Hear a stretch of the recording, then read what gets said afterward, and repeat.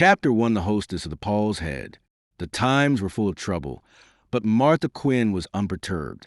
Hers was a mind that confined itself to the essentials of life, its sustenance and reproduction, not for her to plague herself with the complexities of existence, with considerations of the hereafter or disputations upon the various creeds by which its happiness may be ensured, a matter upon which men have always been ready to send one another upon exploring voyages thither, or yet with the political opinions by which a nation is fiercely divided, not even the preparations for war with Holland, which were agitating men so violently, or the plague scare based upon reports of several cases in the outskirts of the city, could disturb the serenity of her direct existence.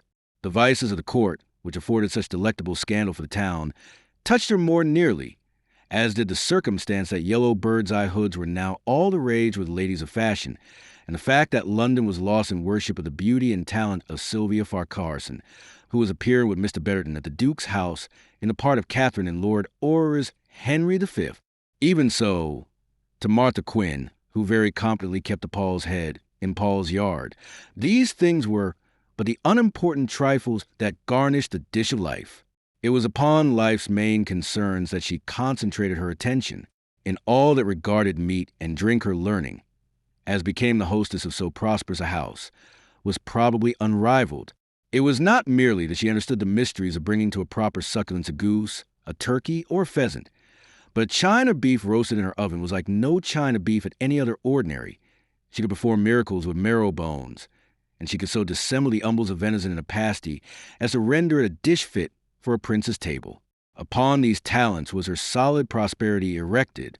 She possessed further, as became the mother of 6 sturdy children of assorted paternity, a discerning eye for a fine figure of a man. I am prepared to believe that in this matter her judgment was no whit inferior to that which enabled her, as she boasted, to determine at a glance the weight and age of a capon.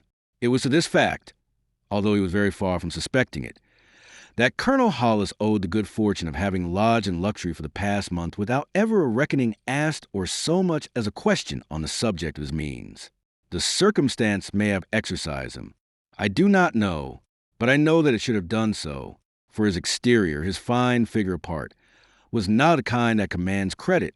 Mrs. Quinn had assigned to his exclusive use a cozy little parlor behind the common room.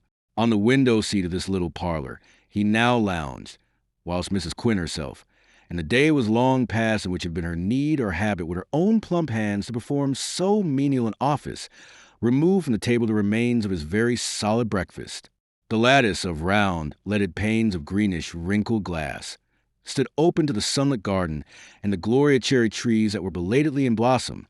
From one of these a thrush was pouring forth a magnificat to the spring.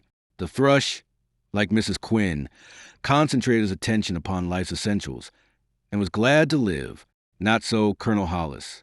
He was a man caught and held fast in the web of life's complexities. It was to be seen in his listless attitude, in the upright, deep line of care that graved itself between his brows, in the dreamy wistfulness of his gray eyes, as he lounged there, shabbily clad, one leg along the leather-cushioned window seat, pulling vacantly at his long clay pipe. Observing him furtively, with a furtiveness, indeed, that was almost habitual to her, Mrs. Quinn pursued her task, moving between table and sideboard, and hesitated to break in upon his abstraction. She was a woman on the short side of middle height, well-hipped and deep of bosom, but not excessively. The phrase plump as a partridge might have been invented to describe her. In age she cannot have been much short of 40, and whilst not without a certain homely comeliness, in no judgment but her own could she have been accounted beautiful. Very blue of eye and very ruddy of cheek, she looked the embodiment of health, and this rendered her not unpleasing. But the discerning would have perceived greed in the full mouth with its long upper lip and sly cunning, nature's compensation to low intelligences, in her vivid eyes.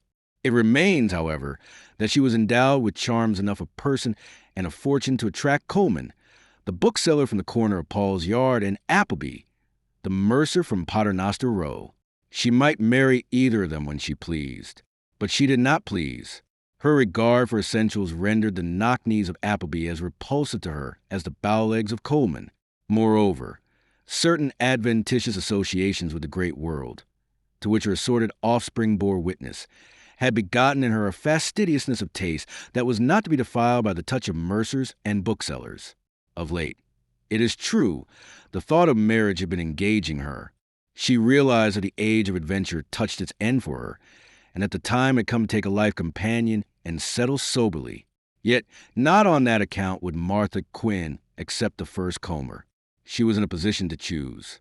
15 years of good management, prosperity, and thrift at the Paul's Head had made her wealthy. When she pleased, she could leave Paul's Yard, acquire a modest domain in the country, and become one of the ladies of the land, a position for which she felt herself eminently qualified, that which her birth might lack, that in which her birth might have done poor justice to her nature, a husband could supply. Often of late had her cunning blue eyes been narrowed in mental review of the situation. What she required for her purposes was a gentleman born and bred whom fortune had reduced in circumstances, and who would, therefore, be modest in the matter of matrimonial ambitions. He must also be a proper man. Such a man she had found at last in Colonel Hollis. From the moment when a month ago he strode into her and followed by an urchin shouldering his valise and packages, and delivered himself upon his immediate needs, she had recognized him for the husband she sought, and marked him for her own. At a glance she had appraised him. The tall, soldierly figure, broad to the waist, then spare to the ground. The handsome face, shaven like a Puritan's, yet set between clusters of gold-brown hair thick as a cavalier's periwig. The long pear-shaped ruby, a relic, no doubt, of more prosperous days, dangling from his right ear, the long sword upon whose pummel his left hand rested with the easy grace of long habit, the assured poise, the air of command, the pleasant yet authoritative voice. All this she observed with those vivid, narrowing eyes of hers. And she observed, too, the gentleman's discreditable shabbiness, the frayed condition of his long boots, the drooping, faded feather in his Flemish beaver, the well-rubbed leather jerkin worn, no doubt, to conceal the threadbare state of the doublet underneath. These very signs, which might have prompted another hostess to give our gentleman a guarded welcome, urged Mrs. Quinn at once to throw wide her arms to him, metaphorically at present that she might do so literally anon. At a glance she knew him. Then, for the man of her dreams, guided to her door by that Providence to whose beneficence she already owed so much. He had business in town, he announced. At court, he added. It might detain him there some little while. He required lodgings, perhaps for a week, perhaps for longer. Could she provide them? She could, indeed, for a week, and at need for longer. Mentally she registered the resolve that it should be for longer, that, if she knew her man and herself at all, it should be for life. And so at this handsome, down-at-heel gentleman's disposal she had placed not only the best bedroom above stairs, but also the little parlor hung in gray linsey woolsey and gilded leather, which overlooked the garden and which normally she reserved for her own private use. And the Paul's Head had awakened to such activity at his coming as might have honored the advent of a peer to realm. Hostess and drawer and chambermaid had bestirred themselves to anticipate his every wish.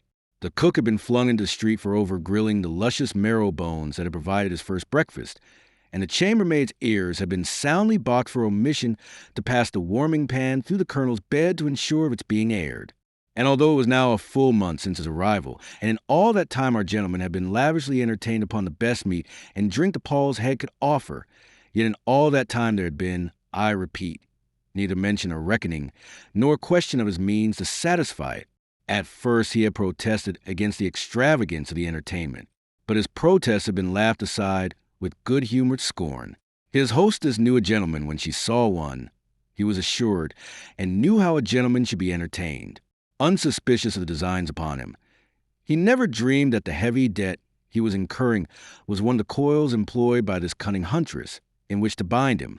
Her housewifely operations being ended at last, after a prolongation which could be carried to no further lengths, she overcame her hesitation to break in upon his thoughts, which must be gloomy. Indeed, if his countenance were a proper index, nothing could have been more tactful than her method, based upon experience of the colonel's phenomenal thirst, which, at all times unquenchable, must this morning have been further sharpened by the grilled herrings which had formed a part of his breakfast.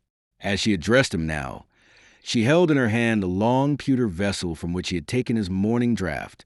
"Is there aught ye lack for your comfort, Colonel?" He stirred, turned his head to face her, and took the pipe stem from between his lips. Nothing, I thank you, he answered, with a gravity that had been growing upon him the last fortnight, to overcloud the earlier good humor of his bearing. What, nothing? The buxom siren's ruddy face was creased in an alluring smile. Aloft now she held the tankard, tilting her still golden head. Not another draught of October before you go forth, she coaxed him. As he looked at her now, he smiled, and it has been left on record by one who knew him well that his smile was irresistible, a smile that could always win him the man or woman upon whom he bestowed it. It had a trick of breaking suddenly upon a face that in repose was wistful, like sunshine breaking suddenly from a gray sky. I vow you spoil me, said he. She beamed upon him. Isn't it the duty of a proper hostess? She set the tankard on the laden tray and bore it out with her. When she brought it back replenished and placed it on a coffin stool beside him, he had changed his attitude, but not his mood of thoughtfulness. He roused himself to thank her. She hovered near until he had taken a pull of the brown October. Do you go forth this morning? Aye, he answered, but wearily, as if reduced to hopelessness. They told me I should find his grace return today, but they have told me the same so often already that... He sighed and broke off, leaving his doubts implied. I sometimes wonder if they would make game of me. Make game of you? Horror stressed her voice. When the Duke is your friend. But that was long ago.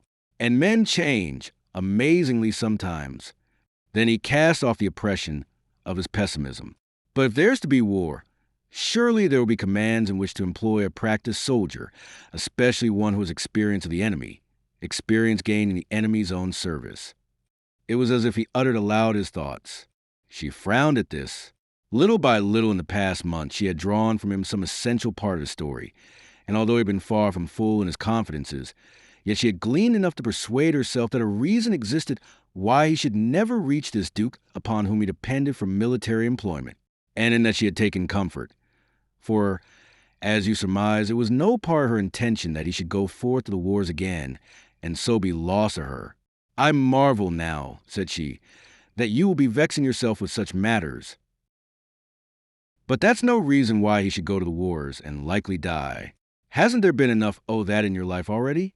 At your age, a man's mind should be on other things. At my age, he laughed a little. I am but 35. She betrayed her surprise. You look more. Perhaps I have lived more. I have been very busy. Trying to get yourself killed. Don't it occur to you that the time has come to be thinking, something else? He gave her a mildly puzzled glance, frowning a little. You mean? That it's time he thought, settling, taking a wife and making a home and a family.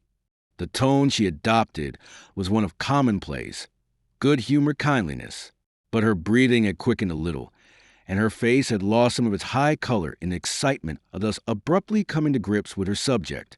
He stared a moment blankly, then shrugged and laughed. Excellent advice, said he, still laughing on a note of derision that obviously was aimed at himself. Find me a lady who is well endowed and yet so little fastidious in her tastes that she can make shift with such a husband as I should afford her, and the thing is done. Now, there I vow you do yourself injustice. Faith, it's a trick I've learned from others. You are, when all is said, a very proper man. But proper for what? I command that, do I? On my soul, you give me news of myself. If you don't command it, it is that you lack the means, perhaps, but the place is yours by right. By what right, good hostess? By the right of your birth and breeding and military rank, which is plain upon you.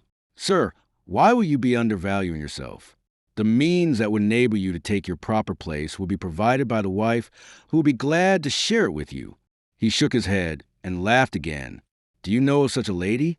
She paused before replying, pursing her full lips, pretending to consider that thus she might dissemble her hesitation. There was more in that hesitation than either of them could have come near imagining. Indeed, his whole destiny was in it. Upon such light things do human fates depend that had she now taken the plunge and offered herself as she intended, instead of some 10 days later, as eventually happened, although his answer would have varied nothing from what it ultimately was, yet the whole stream of his life would have been diverted into other channels, and his story might never have been worth telling. Because her courage failed her at this moment, Destiny pursued the forging of that curious chain of circumstance which it is my task to reveal to you link by link. I think, she said slowly at last, that I should not be sorely put to it to find her. I should not have far to seek. It is a flattering conviction. Alas, ma'am, I do not share it. He was sardonic. He made it clear that he refused to take the matter seriously, that with him it never could be more than a peg for jests. He rose, smiling a little crookedly. Therefore I'll still pin my hopes to his grace of Albemarle.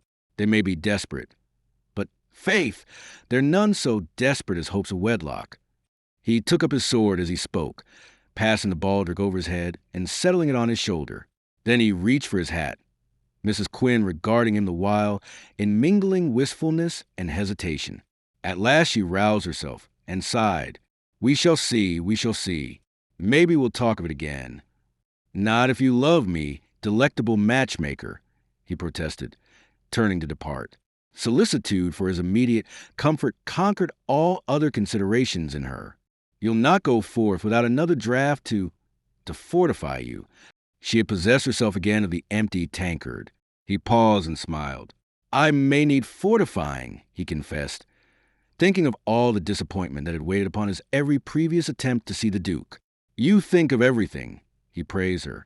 You are not Mrs. Quinn of the Paul's Head. You are benign fortune pouring gifts from an inexhaustible cornucopia. La, sir, she laughed as she bustled out. It would be wrong to say that she did not understand him, for she perfectly understood that he paid her some high and flowery compliment, which was what she most desired of him, as an earnest of better things to follow. Chapter 2, Albemarle's Antechamber. Through the noisy bustle of Paul's yard the colonel took his way, his ears deafened by the what d'ye lack of the bawling apprentices standing before the Flower of Luce, the White Greyhound, the Green Dragon, the Crown, the Red Bull, and all the other signs that distinguished the shops in that long array, among which the booksellers were predominant. He moved with a certain arrogant, swaggering assurance, despite his shabby finery, his Flemish beaver worn at a demi-cock, his long sword thrust up behind by the hand that rested upon the pommel, his useless spurs, which a pot-boy at the Paul's Head had scoured to a silvery brightness, providing martial music to his progress. A certain grimness that invested him made the wayfarers careful not to jostle him. In that throng of busy, peaceful citizens, he was like a wolf loping across a field of sheep, and those whom he met made haste to give him the wall, though it should entail thrusting themselves or their fellows into the filth of the kennel. Below Ludgate, in that evil valley watered by the Fleet Ditch, there were hackney coaches in plenty, and, considering the distance which he must go and the desirability of coming to his destination cleanly shod, Colonel Hollis was momentarily tempted. He resisted, however, and this was an achievement in one who had never sufficiently studied that most essential of the arts of living. He bethought him and sighed wearily over the reflection of the alarming lightness of his purse and the alarming heaviness of his score at the Paul's Head, where he had so culpably lacked the strength of mind to deny himself any of those luxuries with which in the past month he had been lavished, and for which, should Albemarle fail in the end, he knew not how to pay. This reflection contained an exaggeration of his penury. There was that ruby in his ear, a jewel that, being converted into gold, should keep a man in ease for the best part of a 12-month. For 15 years, and through many a stress of fortune, it had hung and glowed there amid his clustering gold-brown hair. Often had hunger itself urged him to sell the thing that he might fill his belly, yet ever had reluctance conquered him. He attached to that bright gem a sentimental value that had become a superstition. There had grown up in his mind the absolute conviction that this jewel, the gift of an unknown whose life he had arrested on the black threshold of eternity, was a talisman and something more, that, as it had played a part in the fortunes of another, so should it yet play a part in the fortunes of himself and of that other jointly. There abode with him the unconquerable feeling that this ruby was a bond between himself and that unknown, a lodestone that should draw each to the other ultimately across a whole world of obstacles, and that the meeting should be mutually fateful. There were times when, reviewing the thing more soberly, he laughed at his crazy belief. Yet, oddly enough, those were never the times in which dire necessity drove him to contemplate its sale. So surely as he came to consider that, so surely did the old superstition, begotten of and steadily nourished by his fancy, seize upon him to bid him hold his hand and suffer all but death before thus purchasing redemption. Therefore was it that, as he took his way now up Fleet Hill, He left that jewel out of his calculations in his assessment of his utterly inadequate means. Westward to the mire of the Strand he moved, with his swinging soldierly stride, and so, by Charing Cross, at last into Whitehall itself. Down this he passed towards a checkered, embattled cockpit gate that linked one side of the palace with the other. It was close upon noon, and that curial thoroughfare was more than ordinarily thronged, the war with Holland, now an accomplished fact, being responsible for the anxious, feverish bustle hereabouts. Adown its middle moved a succession of coaches to join the cluster gathered about the palace gate, and almost blocking the street from one row of bourne posts to the other. Opposite the horse guards the colonel came to a momentary halt on the skirts of a knot of idlers, standing at gaze to observe the workmen on the palace roof who were engaged in erecting their weather vane. A gentleman whom he questioned informed him that this was for the convenience of the Lord High Admiral, the Duke of York, so that his grace might observe from his windows how the wind served the plaguey Dutch fleet, which was expected now to leave the Texel at any hour. The Lord Admiral, it was clear, desired to waste no unnecessary time upon the quarter-deck. Colonel Hollis moved on, glancing across at the windows of the banqueting house, whence as a lad of 20, a cornet horse, some 16 years ago, he had seen the late king step forth into the sunlight of a crisp January morning to suffer the loss of his head. And perhaps he remembered that his own father, long since dead, and so beyond the reach of any Stuart vengeance, had been one of the signatories of the warrant under which that deed was done. He passed on from the sunlight into the shadow of Holbein's noble gateway, and then, emerging beyond, he turned to his right, past the Duke of Monmouth's lodging into the courtyard of the cockpit, where the Duke of Albemarle had his residence. Here his lingering doubt on the score of whether his grace were yet returned to town was set at rest by the bustle in which he found himself. But there remained another doubt, which was whether his grace, being now returned, would condescend to receive him. 6 times in the course of the past 4 weeks had he vainly sought admission. On 3 of those occasions he had been shortly answered that his grace was out of town. On one of them, the last, more circumstantially, that his grace was at Portsmouth about the business of the fleet. Twice it was admitted, and he had abundant evidences, as now, that the Duke was at home and receiving. But the colonel's shabbiness had aroused the mistrust of the ushers, and they had barred his way to ask him superciliously was he commanded by the Duke. Upon his confession that he was not, they informed him that the Duke was over busy to receive any but those whom he had commanded, and they bade him come again some other day. He had not imagined that George Monk would be so difficult of access, remembering his homely republican disregard of forms in other days. But being twice repulsed from his threshold in this fashion, he had taken precaution of writing before presenting himself now, begging his grace to give orders that he should be admitted, unless he no longer held a place in his grace's memory. The present visit, therefore, was fateful. A refusal now he must regard as final, in which case he would be left to curse the impulse that had brought him back to England, where it was very likely he would starve. A doorkeeper with a halberd barred his progress on the threshold. "Your business, sir?" "Is with his grace of Albemarle." The colonel's tone was sharp and confident. Thanks to this, the next question was less challengingly delivered. "You are commanded, sir?" "I have reason to believe I am awaited. His grace is apprised of my coming." The doorkeeper looked him over again, and then made way. He was past the outer guard, and his hopes rose. But at the end of a long gallery, a wooden-faced usher confronted him, and the questions recommenced, when Hollis announced that he had written to beg an audience. "Your name, sir?" the usher asked. "Randall Hollis." He spoke it softly with a certain inward dread, suddenly aware that such a name could be no password in Whitehall, for it had been his father's name before him, the name of a regicide, and something more. There was an abundance of foolish, sensational, and mythical stories which the popular imagination had woven about the execution of King Charles I. The execution of a king was a portent, and there never yet was a portent that did not gather other portents to be its satellites. Of these was a groundless story that the official headsman was missing on the day of the execution because he dared not strike off the head of God's anointed, and that the headsman's mask had covered the face of one who at the last moment had offered himself to act as his deputy. The identity of this deputy had been fastened upon many more or less well-known men, but most persistently upon Randall Hollis, for no better reason than because his stern and outspoken republicanism had been loosely interpreted by the populace as personal rancor towards King Charles. Therefore, and upon no better ground than that of this idle story. The name of Randall Hollis bore, in those days of monarchy restored, the brand a certain infamous notoriety. It produced, however, no fearful effect upon the usher. Calmly, mechanically repeating it, the fellow consulted a sheet of paper. Then, at last, his manner changed. It became invested by a certain obsequiousness. Clearly, he had found a name upon his list. He opened the studded door of which he was the guardian. "If you will be pleased to enter, sir," he murmured. Colonel Hollis swaggered in, the usher following. "If you will be pleased to wait, sir." The usher left him and crossed the room, presumably to communicate his name to yet another usher, a clerkly fellow with a wand, who kept another farther door. The colonel disposed himself to wait, sufficiently uplifted to practice great lengths of patience.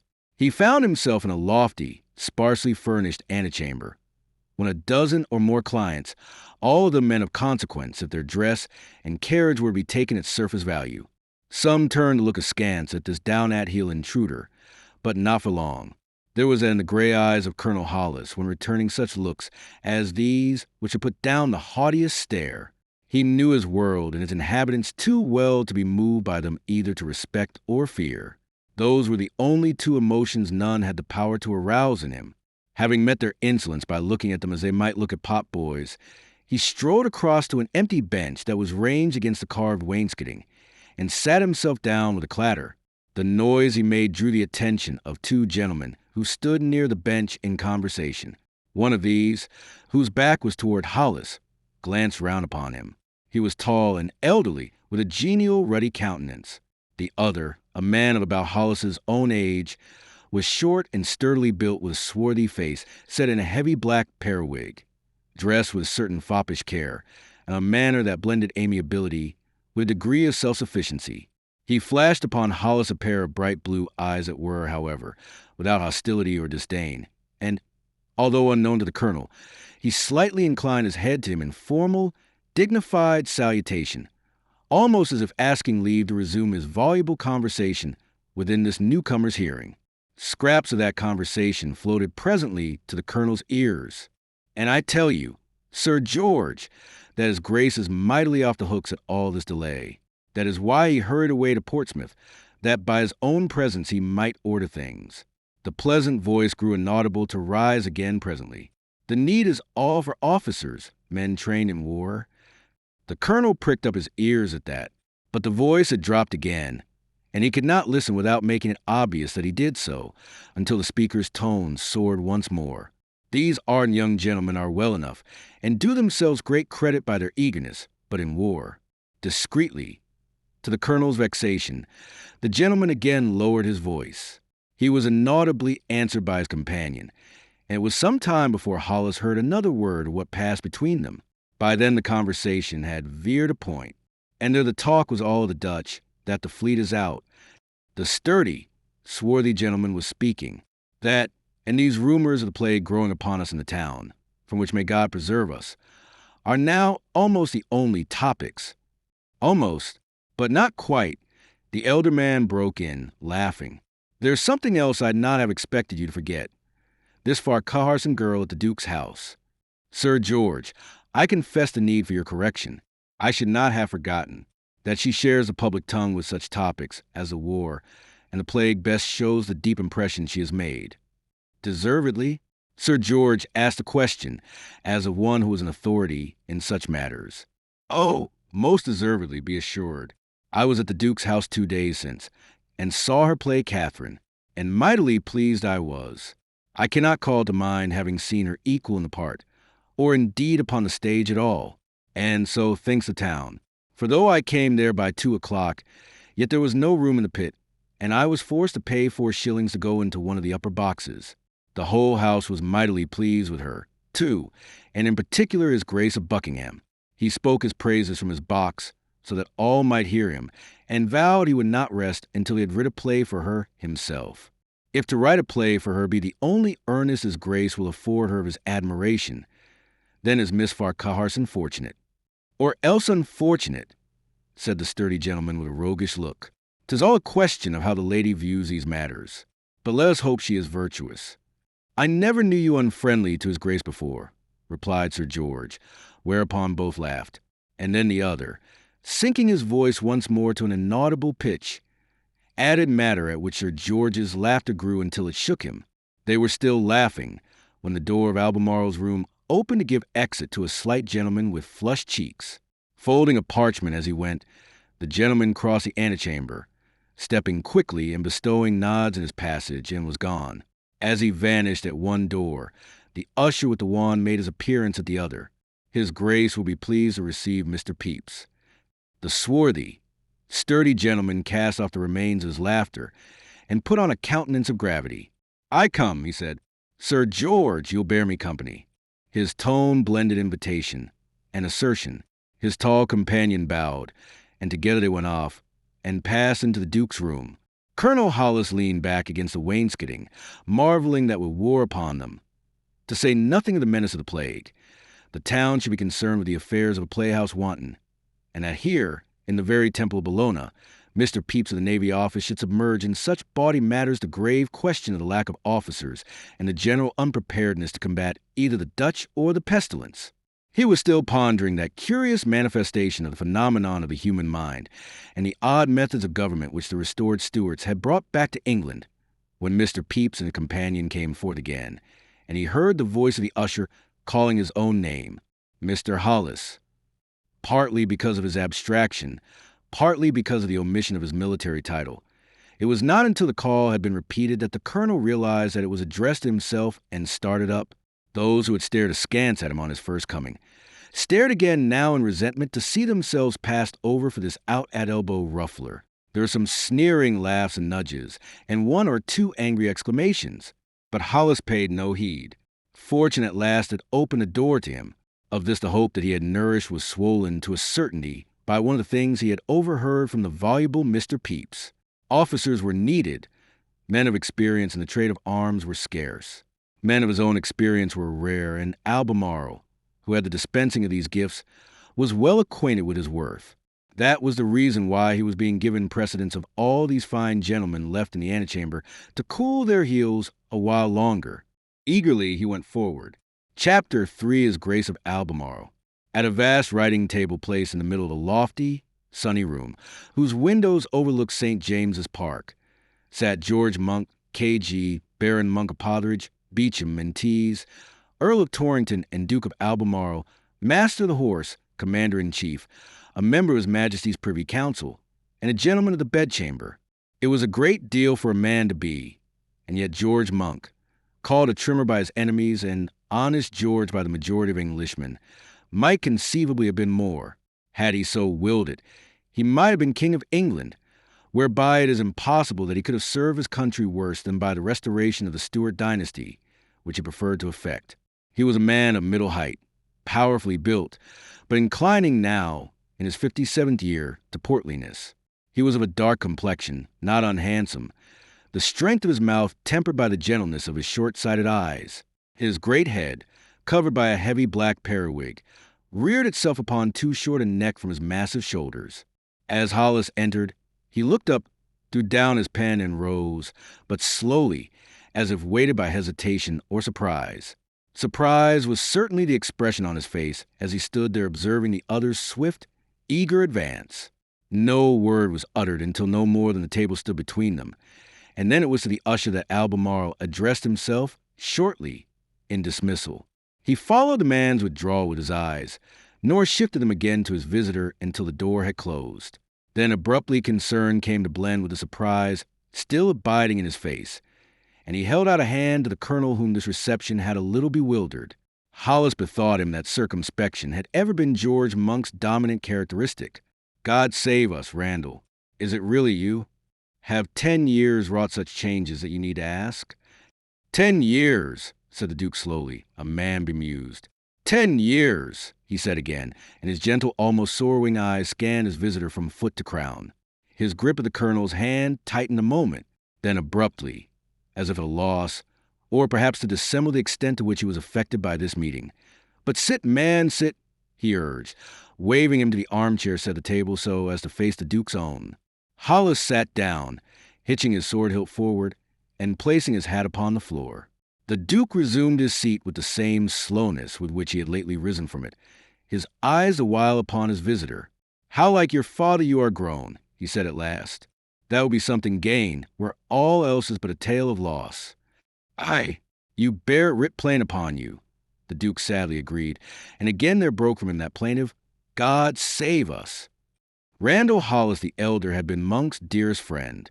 Both natives of Potteridge in Devon, they had grown to manhood together, and though political opinions then divided them, for Monk was a king's man in those far-off days, whilst the older Hollis had gone to Parliament a Republican, yet their friendship had remained undiminished.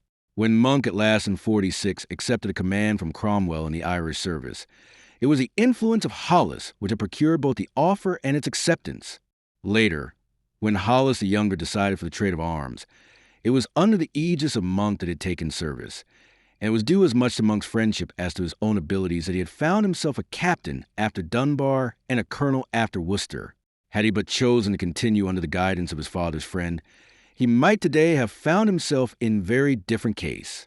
The thought was so uppermost now in the Duke's mind that he could not repress its utterance. Hollis sighed. "Do I not know it? But—" He broke off. "The answer makes a weary story, and a long one. By your leave, let us neglect it. Your Grace has had my letter. That is plain, since I am here. Therefore you are acquainted with my situation. It grieved me, Randall, more deeply, I think, than anything I can remember. But why did you not write sooner? Why did you come vainly knocking at my door, to be turned away by lackeys?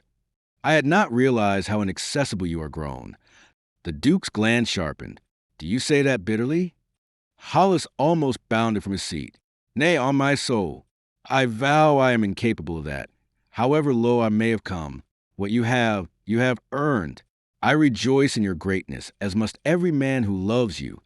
With mock cynicism as if to cover up any excessive emotion he might have used, he added, "I must, since it is now my only hope. Shorn of it, I might as well cast myself from London Bridge." The Duke considered him in silence for a moment. "We must talk," he said presently. "There is much to say." And, in his abrupt fashion, he added the question, "You'll stay to dine?" "That is an invitation I'd not refuse even from an enemy." His Grace tinkled a little silver bell. The usher appeared.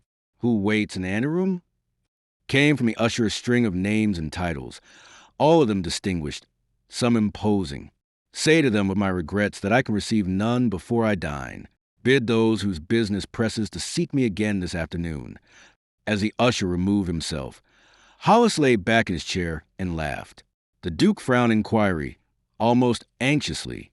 "I am thinking of how they stared upon me, and how they'll stare next time we meet. Forgive me that I laugh at trifles. It is almost the only luxury I am still able to afford." Albemarle nodded gloomily. If he possessed a sense of humor, he very rarely betrayed the fact, which is possibly why Mr. Pepys, who loved a laugh, has written him down a heavy man. "Tell me now," he invited, "what is the reason of your coming home?" "The war. Could I continue in Dutch service, even if the Dutch had made it possible, which they did not? For the last 3 months it has been impossible for an Englishman to show his face in the streets of The Hague without being subjected to insult. If he were so rash as to resent and punish it, he placed himself at the mercy of the authorities, which were never reluctant to make an example of him. That is one reason. The other is that England is in danger, that she needs a sword of her every son, and in such a pass should be ready to afford me employment. You need officers, I learn, experienced officers." "That's true enough, God knows." Albemarle interrupted him, on a note of bitterness.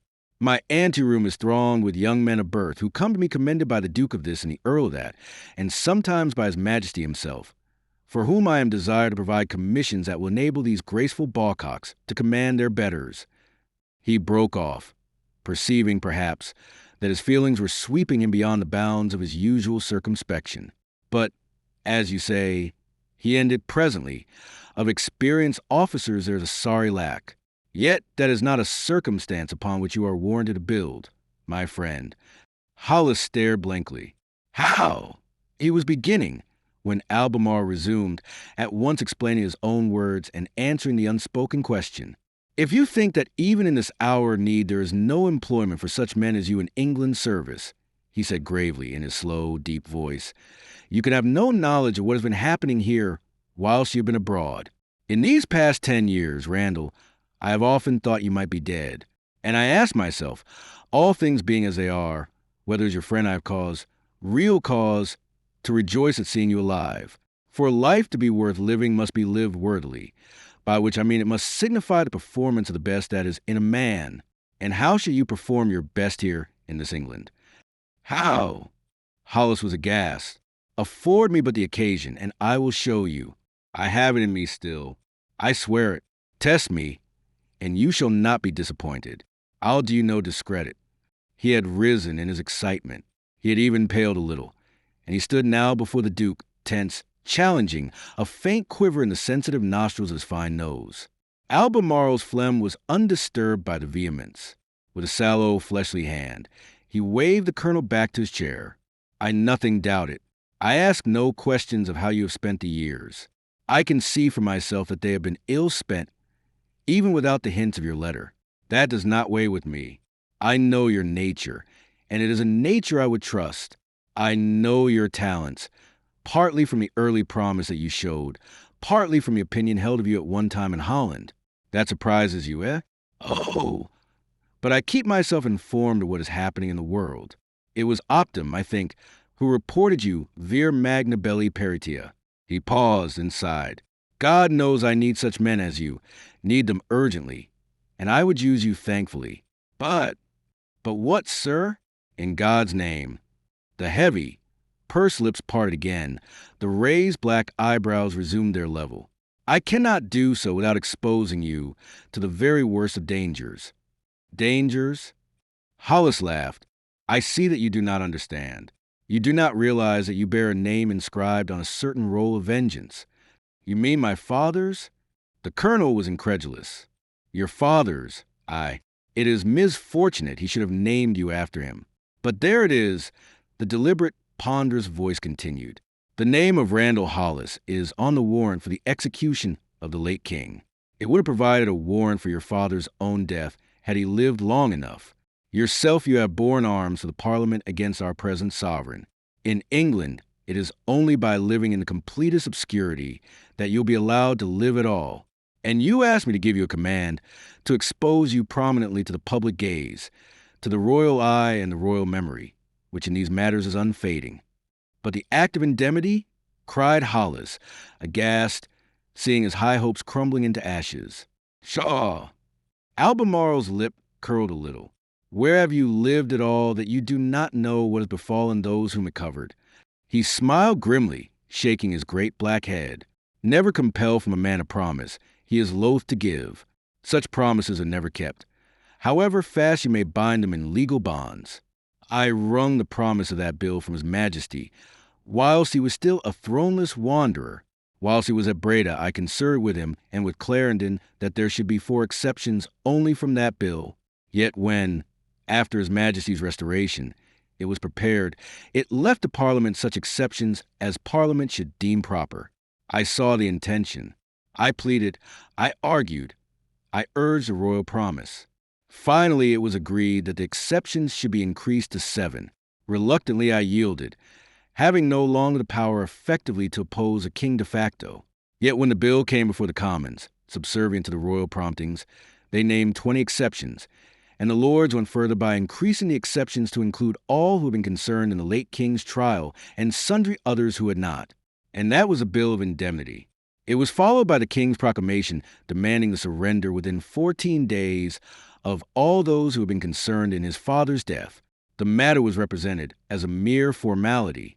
Most were wise enough to mistrust it and leave the country, but a score obeyed, conceiving that they would escape with some light punishment. He paused a moment, sinking back into his chair.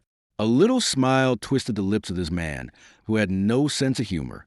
It was announced that those who had not surrendered were excluded from the bill of indemnity, whilst, as for those who having surrendered were to be supposed included in it, a loyal jury found a true bill against them. They were tried, convicted, and sentenced to death. Major General Harrison was the first of them to suffer. He was disemboweled over yonder at Charing Cross. Others followed, until the people, nauseated by the spectacle provided daily, began to murmur. Then a halt was called. There was a pause, at the end of which the executioners began again. Nor were those sentenced in that year the only ones. Others were indicted subsequently. Lambert and Vane were not brought to trial until 62, nor were they the last. And it may be that we have not reached the end even yet. Again he paused, and again his tone changed, shedding its faint note of bitterness. I do not say these things, which I say for your ears alone here in private, to censure or even criticize the actions of His Majesty. It is not for a subject questioned too narrowly the doings of his king, particularly when that king is a son concerned to avenge what he considers, rightly or wrongly, the murder of his father. I tell you all this solely that you may understand how, despite my ardent wish to help you, I dare not for your own sake help you in a way you desire, lest, by bringing you, directly or indirectly, under His Majesty's notice, I should expose you to that vengeance which is not allowed to slumber. Your name is Randall Hollis, and I could change my name, the colonel cried, on a sudden inspiration, and waited breathlessly, whilst Albemarle considered. There might still be some who knew you in the old days, who would be but too ready to expose a deception. I'll take the risk of that. Hollis laughed in his eagerness, in his reaction from a hopelessness that had been settling upon him during Albemarle's lengthy exposition. I've lived on risks. The Duke eyed him gravely. And I, he asked, you, I should be a party to that deception. So much need not transpire. You can trust me not to allow it. But I should be a party nonetheless. Albemarle was graver than ever, his accents more deliberate. Slowly the lines of Hollis's face returned to their habitual grim wistfulness. You see, said the Duke sadly. But Hollis did not wish to see. He shifted restlessly in his chair, swinging at last to lean across the table towards the Duke. But surely, at such a time, in the hour of England's need, with war impending and experienced officers to seek, surely there would be some justification for... Again Albemarle shook his head, his face grave and sad. There can never be justification for deceit, for falsehood. For a long moment they faced each other thus, Hollis striving a while to keep the despair from his face. Then slowly the colonel sank back into his chair. A moment he brooded, his eyes upon the polished floor. Then, with a little sigh, a little shrug, a little upward throw of the hands, he reached for the hat that lay on the floor beside him. In that case, he paused to swallow something that threatened to mar the steadiness of his voice. It but remains for me to take my leave. No, no. The Duke leaned across and set a restraining hand upon his visitor's arm. We part not thus, Randall. Hollis looked at him, still inwardly struggling to keep his self-control. He smiled a little, that sad, irresistible smile of his. You, sir, are a man overweight with affairs. The burden of a state at war is on your shoulders. None the less you shall stay to dine. To dine, said Hollis, wondering where and when he should dine next. For a disclosure of the state of his affairs must follow upon this failure to improve them, and the luxury of the Paul's head could be his no longer. To dine, as you were bidden, and to renew acquaintance with her grace.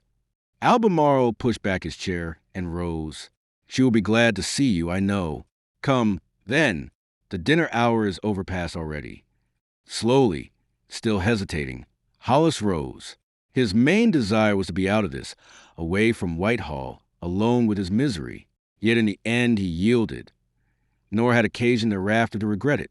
Indeed, at the outset her Grace's welcome of him warmed him. The massive, gaudy, untidy woman stared at him as he was led by Albemarle into her presence.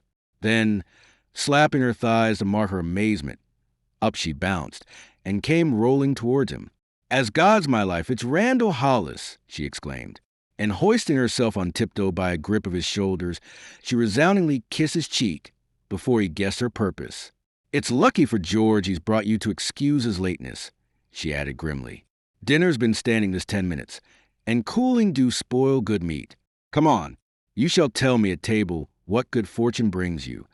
She linked an arm to one of his, and led him away to their frugal board, which Mr. Pepys, who loved the good things of this world, has denounced as laden with dirty dishes and bad meat.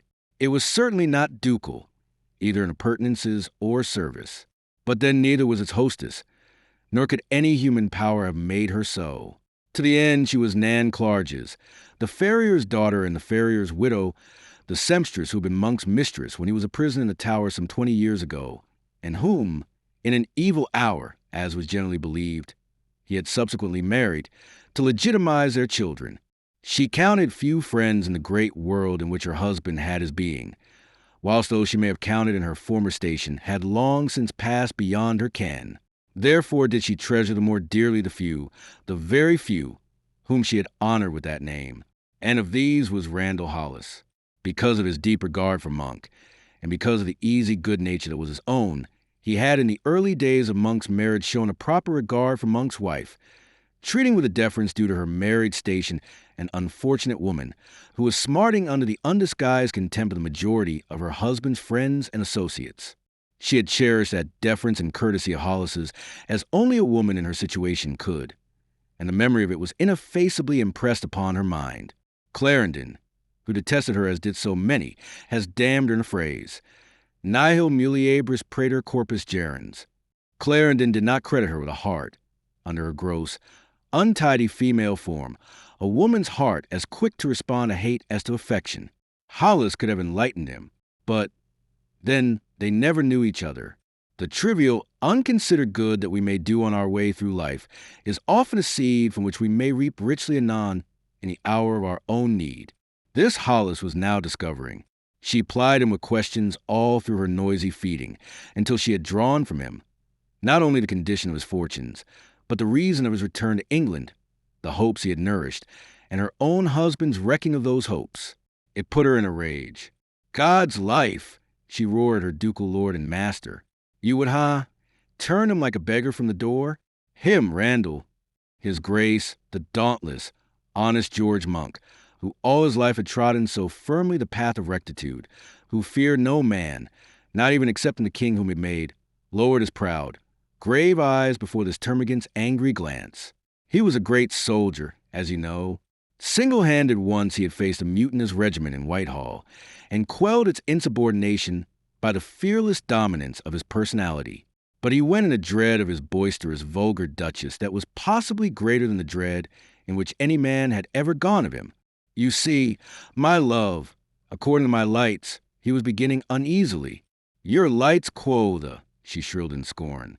Mighty dim lights they be, George, if you can't see to help a friend by them. I might help him to the gallows, he expostulated. Have patience now and let me explain. I'll need patience. God knows I shall. Well, man, he smiled gently, as if to show that he used gentleness from disinclination to assert his mastery, as best he could, seeing that he was subjected the while to a running fire of scornful interruptions. He made clear the situation as already he had made it clear to Hollis. Lord George, she said, when he had finished, and her great red face was blank. You are growing old. You are not the man you was. You a kingmaker. La! She withered him with her scorn. Where are the wits that helped King Charles Stuart back to his own? You wasn't put off by the first obstacle in they days. What would ye be without me? I ask myself. It needs me to help ye see how ye can help a friend without bringing him under notice of them as might do him a hurt. If you can do that, my dear, if I can, I'd my brains fried for supper, if I couldn't. I would so damn, for 'tis all they'd be good for. Is there no commands in your bestowing, but commands here home? His eyebrows flickered up, as if something in his mind responded to her suggestion. Are there no colonies to this realm of England? Well, the Indies, east and west. There's a more of them Indies, I know, whither officers are forever being dispatched. Who'd trouble about Randall's name or story in one o' they? Egad! 'Tis an idea. The Duke looked at Hollis, his glance brightening. What should you say to it, Randall? Is there a post for me out there? Quoth the colonel eagerly. At this very moment, no. But vacancies occur. Men die in those outlandish parts, or weary of life, or find the climate intolerable and return. There are risks, of course, and... Hollis cut in briskly. I have said that I have lived on risks, and they'll be less than those you represent as lying in wait for me here at home. Oh, I'll take the risks. Right gladly I'll take the risks. And I've little cause to be so wedded to the old world that I'd not exchange it for new. Why, then we'll see. A little patience, and it may be mine to offer you some place abroad. Patience, said Hollis, his jaw fallen again. Why, to be sure. After all, such posts do not grow like apples.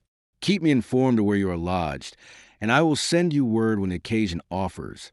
And if he doesn't send word, soon do you come and see me again, Randall, said her grace. We'll quicken him. He's well enough, but he's growing old, and his wits is sluggish. And the great man, whose I had daunted armies, smiled benignly upon his termagant. Chapter 4 Cherry Blossoms. Colonel Hollis knelt on the window seat at the open casement of his parlor at the Paul's Head, leaning on the sill. He seemed to contemplate the little sunlit garden with its 2 cherry trees on which some of those belated blossoms lingered still. Cherry blossoms he was contemplating, but not those before him. The 2 trees of this little oasis in the city of London had multiplied themselves into a cherry orchard set in Devon and in the years that were gone beyond reclaiming. The phenomenon was not new to him. Cherry blossoms had ever possessed the power to move him thus. The contemplation of them never failed to bring him the vision that was now spread before his wistful eyes. Mrs. Quinn's few perches of garden had dissolved into an acre of sunlit flowering orchard. Above the trees in the background to the right, a spire thrust up into the blue, surmounted by a weather vane in the shape of a fish, which he vaguely knew to be an emblem of Christianity. Through a gap on the left he beheld a wall, ivy-clad, crumbling at its summit. Over this a lad was climbing stealthily, a long-limbed, graceful, fair-haired stripling, whose features were recognizable for his own, if from the latter you removed the haggard lines that the years and hard living had imprinted. Softly and nimbly as a cat, he dropped to earth on the wall's hither side, and stood there half crouching, a smile on his young lips and laughter in his gray eyes. He was watching a girl who, utterly unconscious of his presence, swept to and fro through the air on a swing that was formed of a single rope passed from one tree to another. She was a child, no more, yet of a well-grown, lissom grace that deceived folk into giving her more than the bare 15 years she counted to her age. Hers was no rose and lily complexion. She displayed the healthy tan that comes of life lived in the open far away from cities. Yet one glance into the long-shaped, deeply blue eyes that were the glory of her lovely little face sufficed to warn you that though rustic, she was not simple. Here was one who possessed a full share of that feminine guile, which is a heritage from Mother Eve to her favored daughters. If you were a man and wise, you would be most wary when she was most demure. Swinging now, her loosened brown hair streamed behind her as she flew forward, and tossed itself into a cloud about her face as she went back. And she sang as nearly as possible in rhythm with her swinging. The song ended in a scream.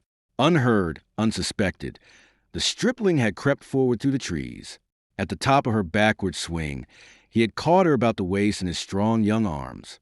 There was a momentary flutter of 2 black legs amid an agitated cloud of petticoat.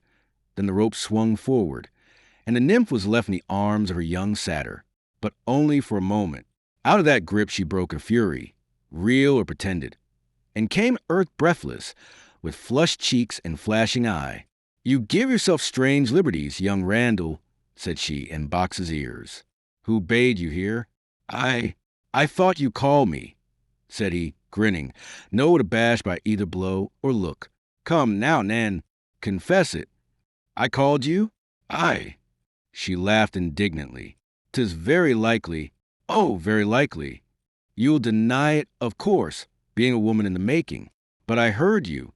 And he quoted for her, singing, "I was hiding on the other side of the wall. I came at once. And all I get for my pains in the wrist to a fairly new pair of breeches is a blow and a denial. You may get more if you remain." "I hope so. I had not come else. But it'll be as little to your liking." "That's as may be. Meanwhile, there's this matter of a blow. Now a blow is a thing I take from nobody. For a man, there is my sword." "Your sword." She abandoned herself to laughter. "And you don't even own a penknife." "Oh, yes, I do. I own a sword. It was a gift from my father today. A birthday gift. I am 19 today, Nan. How fast you grow. You'll be a man soon. And so your father has given you a sword." She leaned against the bole of a tree and surveyed him archly. "That was very rash of your father. You'll be cutting yourself, I know." He smiled, but with a little less of his earlier assurance. But he made a fair recovery. "You are straying from the point. The point of your sword, sweet sir? The point of my discourse. It was concerning this matter of a blow. If you were a man, I am afraid I should have to kill you. My honor would demand no less." "With your sword?" she asked him innocently. "With my sword, of course."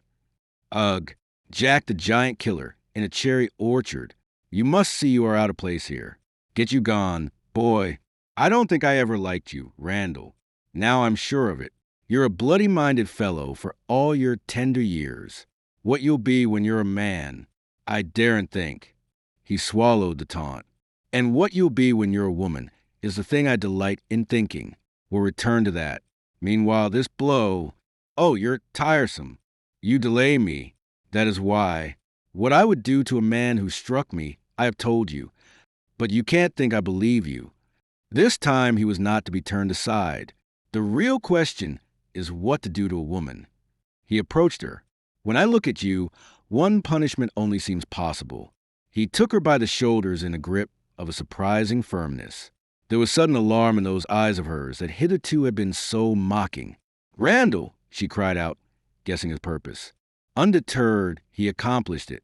Having kissed her, he loosed his hold and stood back for the explosion which from his knowledge of her he was led to expect. But no explosion came.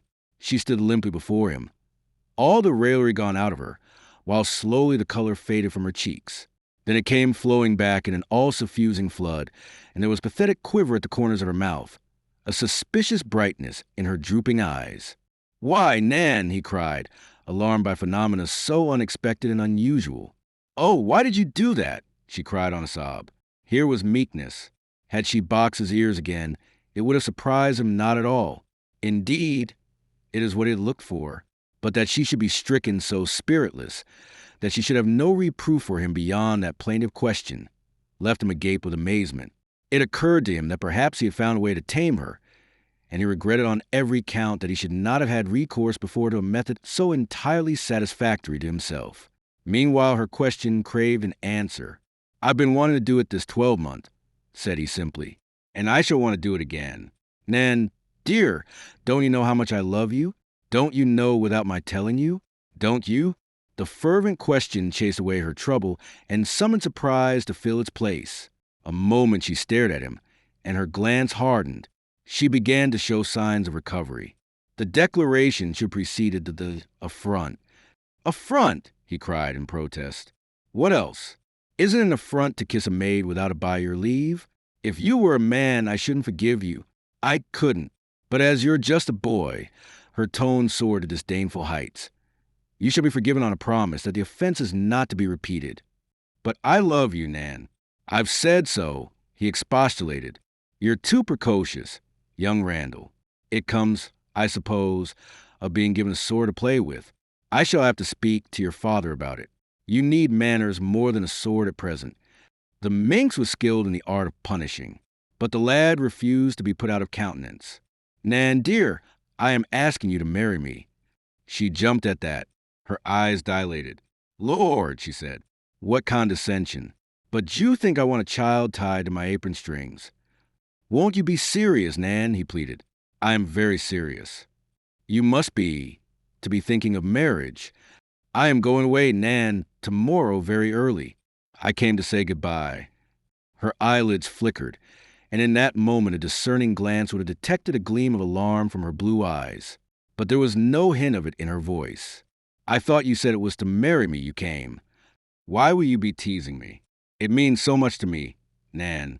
I want you to say that you'll wait for me, that you'll marry me some day." He was very close to her. She looked up at him a little breathlessly. Her feminine intuitions warned her that he was about to take a liberty. Feminine perversity prompted her to frustrate the intention, although it was one that in her heart she knew would gladden her. "Some day," she mocked him. "When you're grown up, I suppose. Why, I'll be an old maid by then, and I don't think I want to be an old maid. Answer me, Nan. Don't rally me. Say that you'll wait." He would have caught her by the shoulders again, but she eluded those eager hands of his. You haven't told me yet where you are going." Gravely, he flung the bombshell as news, confident that it must lend him a new importance in her eyes, and thus, perhaps, bring her into something approaching subjection. "I am going to London, to the army. My father procured me a cornetcy horse, and I am to serve under General Monk, who is his friend." It made an impression, though she did not give him the satisfaction of seeing how great that impression was. To do her justice, the army meant no more to her just at that moment than champing horses, blaring trumpets, and waving banners. Of its grimmer side she took as yet no thought, else she might have given his news a graver greeting. As it was, the surprise of it left her silent, staring at him in a new wonder. He took advantage of it to approach her again. He committed the mistake of attempting to force the pace. He caught her to him, taking her unawares this time and seizing her suddenly before she could elude him. "Nan, my dear!" She struggled in his arms, but he held her firmly. She struggled the harder, and, finding her struggles ineffective, her temper rose. Her hands against his breast, she thrust him back. "Release me at once. Release me, or I'll scream. My faith, you'll be a great success in London. They'll like your oafish ways up yonder. I think you had better go." "Forgive me, Nan."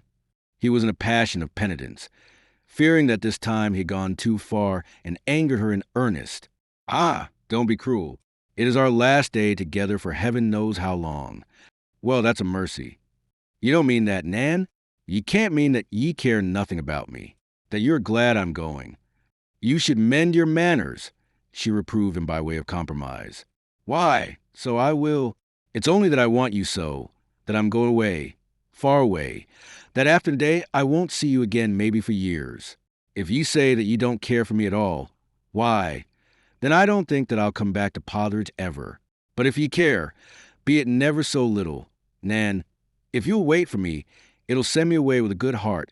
It'll give me strength to become great. I'll conquer the world for you, my dear," he ended grandiloquently, as is the way of youth in its unbounded confidence. "I'll bring it back to toss it in your lap." Her eyes were shining. His devotion and enthusiasm touched her, but her mischievous perversity must be dissembling it. She laughed on a rising inflection that was faintly mocking. "I shouldn't know what to do with it," said she. That and her laughter angered him. He had opened his heart. He had been boastful in his enthusiasm. He had magnified himself and felt himself shrinking again under the acid of her derision. He put on a sudden frosty dignity. "You may laugh, but there'll come a day maybe when you won't laugh. You may be sorry when I come back. Bringing the world with you," she mocked him. He looked at her almost savagely, white-faced. Then in silence he swung on his heel and went off through the trees. 6 paces he had taken when he came face to face with an elderly, grave-faced gentleman in the clerkly attire of a churchman, who was pacing slowly reading in a book. The parson raised his eyes. They were long-shaped blue eyes like Nancy's, but kindlier in their glance. "Why, Randall," he hailed the boy who was almost hurtling into him, being half blinded by his unshed tears. The youth commanded himself. "Give you good morning, Mr. Sylvester. I but came to say goodbye." "Why, yes, my boy. Your father told me." Through the trees came the girl's teasing voice. "You are detaining the gentleman, father, and he is in haste. He is off to conquer the world." Mr. Sylvester raised his heavy gray eyebrows a little. The shadow of a smile hovered about the corners of his kindly mouth. His eyes looked a question humorously. Randall shrugged. "Nancy is gay at my departure, sir." "Nay, nay. It affords her amusement, as you perceive, sir. She is pleased to laugh." "Tush, tush." The parson turned, took his arm affectionately, and moved along with him toward the house. "A mask on her concern," he murmured. "Women are like that. It takes a deal of learning to understand a woman, and I doubt, in the end, if the time is well spent. But I'll answer for it that she'll have a warm welcome for you on your return, whether you've conquered the world or not. So shall we all, my boy. You go to serve in a great cause. God bring you safely home again." But Randall took no comfort, and parted from Mr. Sylvester, vowing in his heart that he would return no more betide what might. Yet before he quitted Potheridge, he had proof that Mr. Sylvester was right. It was in vain that day that Nancy awaited his return. And that night there were tears on her pillow, some of vexation, but some of real grief at the going of Randall. Very early next morning, before the village was astir, Randall rode forth upon the conquest of the world, fortified by a tolerably heavy purse, and that brand-new sword, the gifts which had accompanied his father's blessing.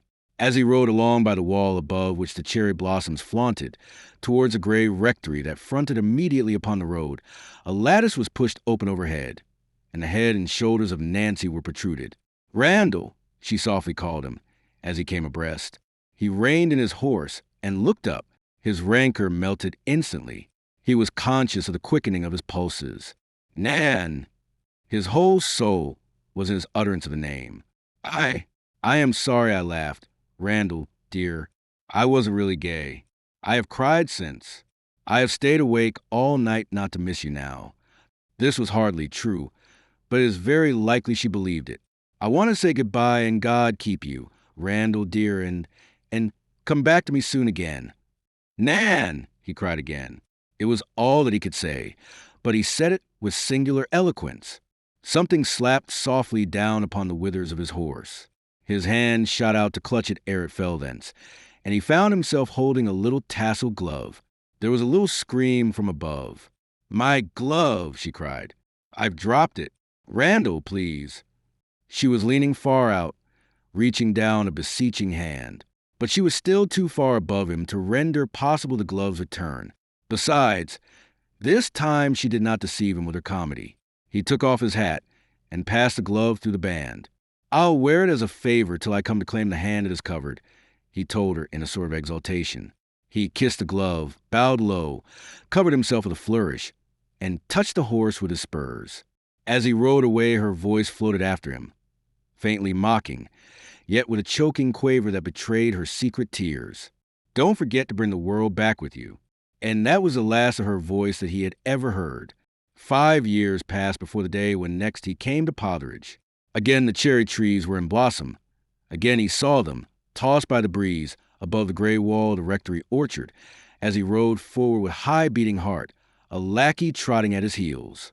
The elder Hollis, who had removed himself permanently to London shortly after his son's going monk, had been dead these 2 years.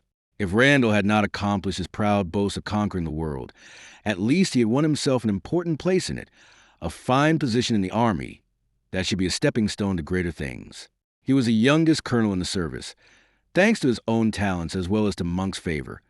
For Monk could never so have favored him had he not been worthy, and so proved himself a man of mark, of whom a deal was expected by all who knew him. All this he now bore written plainly upon him. His air of authority, his rich dress, the handsome furniture of his splendid horse, the servant following, all advertised a man of consequence.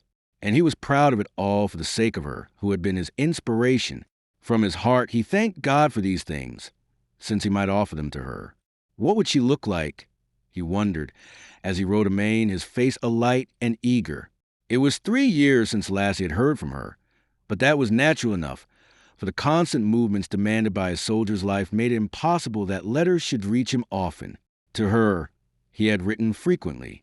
But one letter only had he received in all those years, and that was long ago, written to him after Dunbar in answer to his announcement that he had won himself a captaincy and so advanced a stage in his conquest of the world.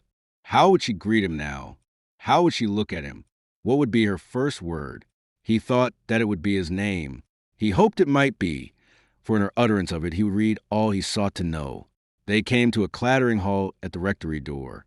He flung down from the saddle, without waiting for his groom's assistance, and creaked and clanked across the cobbles to rattle on the oak with the butt of his riding whip. The door swung inwards. Before him, startled a glance, stood a lean old crone who in nothing resembled the corpulent Matilda who had kept the rector's house of old. He stared at her, some of the glad eagerness perishing in his face. "The director?" quoth he, faltering. "Is he at home?" "Aye, he be in," she mumbled, mistrustfully eyeing his imposing figure. "Do bide a moment whiles I calls him." She vanished into the gloom of the hall, whence her voice reached him, calling, "Master, master, here be stranger, a stranger. Oh, God!" Here all was not as it should be. Came a quick, youthful step, and a moment later a young man advanced from the gloom. He was tall, comely, and golden-haired. He wore clerkly black and the Geneva bands of cleric. "You desired to see me, sir?" he inquired. Randall Hollis stood looking at him, speechless for a long moment, dumbfounded. He moistened his lips at last and spoke. "It was Mr. Sylvester whom I desired to see, sir," he answered. "Tell me." And in his eagerness he was so unmannerly as to clutch the unknown parson's arm. "Where is he? Is he no longer here?" "No," was the gentle answer. "I have succeeded him." The young cleric paused. "Mr. Sylvester has been with God these 3 years." Hollis commanded himself. "This is bad news to me, sir. He was an old friend. And his daughter, Miss Nancy, where is she?" "I cannot tell you, sir. She had departed from Potheridge before I came." "But whither did she go?" "Whither?" In a sudden frenzy, he shook the other's arm. The cleric suffered it in silence, realizing the man's sudden distraction. "That, sir, I do not know. I never heard. You see, sir, I had not the acquaintance of Miss Sylvester. Perhaps the squire—" The squire. To the squire's he went, and bursting upon him at table in the hall. Squire Haynes, corpulent and elderly, heaved himself up at the intrusion of this splendid stranger. "God in heaven!" he cried in amazement. "It's young Randall Hollis. Alive!" It transpired that the report had run through Potheridge that Randall had been killed at Worcester. That would be at about the time Mr. Sylvester died, and his daughter had left the village shortly thereafter. At another season, and in other circumstances, Hollis might have smiled at the vanity which had led him to suppose his name famous throughout the land. Here to his native Potheridge no echo of that fame had penetrated. He had been reported dead, and no subsequent deed of his had come to deny that rumor in this village that was the one spot in all England where men should take an interest in his doings. Later, indeed, he may have pondered it, and derived from it a salutary lesson in the bridling of conceit. But at the moment his only thought was of Nancy. Was it known whither she had gone? The squire had heard tell at the time, but he had since forgotten. A parson's daughter was no great matter. In vain he made an effort of memory for Randall's sake, and upon Randall's urging. Then he bethought him that perhaps his housekeeper could say. Women retain these trivial matters in their memories. Summoned, the woman was found to remember perfectly. Nancy had gone to Charmouth to the care of a married aunt, a sister of her father's, her only remaining relative. The aunt's name was Tenfield, an odd name. To his dying day, Randall would remember that instant ride to Charmouth, his mental anxiety numbing all sense of fatigue, followed by a lackey who at intervals dozed in his saddle, then woke to grumble and complain. In the end, half dead with weariness, yet quickened ever by suspense, they came to Charmouth, and they found the house of Tenfield and the aunt, but they found no Nancy. Mrs. Tenfield, an elderly, hard-faced, hard-hearted woman, all piety and no charity, one of those creatures who make a religion of vice for their own assured damnation, unbent a little from her natural sourness before the handsome, elegant young stranger. She was still a woman under the ashes of her years and of her bigotry, but at the mention of her niece's name the sourness and the hardness came back to her face with interest. A creature without godliness. My brother was ever a weak man, and he ruined her with kindness. It was a mercy he died before he came to know the impiety of his offspring, a willful, headstrong, worldly minx. Madam, it is not her character I seek of you, but her whereabouts, said the exasperated Randall. She considered him in a new light. In the elegance and good looks, which had at first commended him, she now beheld the devil's seal of worldliness. Such a man would seek her niece for no good purpose. Yet he was just such a man as her niece, to her undoing, would make welcome. Her lips tightened with saintly, uncharitable purpose. She would make of herself a buckler between this malignant one and her niece. By great good fortune, by a heavenly providence, in her eyes, her niece was absent at the time, and so in the cause of holiness she lied to him, although of this the poor fellow had no suspicion. In that case, young sir, you seek something I cannot give you. She would have left it vaguely there, between truth and untruth, but he demanded more. You mean you do not know that she has left you? She braced herself to the righteous falsehood. That is what I mean. Still he would not rest content. Haggard-faced, he drove her into the last ditch of untruth. When did she leave you? tell me that, at least 2 years ago, after she had been with me a year. And whither did she go? You must know that. I do not. All that I know is that she went, belike she is in London. That, at least, I know is where she would wish to be, being all worldliness and ungodliness. He stared at her, a physical sickness oppressing him. His little Nan in London, alone and friendless, without means. What might not have happened to her in 2 years? Madam, he said in a voice that passion and sorrow made unsteady, if you drove her hence, as your manner seems to tell me, be sure that God will punish you. And he reeled out without waiting for her answer. Inquiries in the village might have altered the whole course of his life. But as if the unutterable gods of Mrs. Tenfield's devotions removed all chances of the frustration of her ends, Randall rode out of Charmouth without having spoken to another soul. To what end should he have done so, considering her tale? What reason could he have to disbelieve? For 6 months after that he sought Nancy in all places likely and unlikely, and all that while in Charmouth Nancy patiently and trustfully awaited his coming, which should deliver her from the dreadful thraldom of Aunt Tenfield's godliness. Some day, she was persuaded, must happen that which she did not know had already happened, that he must seek her in Potheridge, learn whither she was gone, and follow. For she did not share Potheridge's belief that he was dead, though for a time she had mourned him grievously when first a rumor ran through her native village. Subsequently, however, soon after her migration to Charmouth, a letter from him had reached her there, written some months after Worcester fight, in which he announced himself not only safe and sound, but thriving, conquering the world apace, and counting upon returning laden with it soon to claim her. And meanwhile despair was settling upon young Randall, to have lived and striven with but one inspiration and one aim, and to find in the hour of triumph that the aim has been rendered unattainable, is to know oneself for fortune's fool. To a loyal soul, such as the blow was crushing, it made life purposeless, robbed him of ambition, and warped his whole nature. His steadfastness was transmuted into recklessness and restlessness. He required distraction from his brooding. The career of arms at home, in time of peace, could offer him none of this. He quitted the service of the Parliament and went abroad, to Holland, that happy hunting ground of all homeless adventurers. He entered Dutch service, and for a season prospered in it. But there was a difference, deplorable and grim. He was no longer concerned to build himself a position in the state. Such a thing was impossible in a foreign land, where he was a mercenary, a soldier of fortune, a man who made of arms a trade soulless and uninspired. With the mantle of the mercenary, he put on a mercenary's habits. His easily earned gold he spent riotously, prodigally, as was ever the mercenary's way. He gamed and drank and squandered it on worthless women. He grew notorious, a man of reckless courage, holding his life cheap, an able leader of men, but a dissolute, hard-drinking, quarrelsome Englander whom it was not safe to trust too far. The reaction set in at last, but not until 5 years of this life had corroded his soul.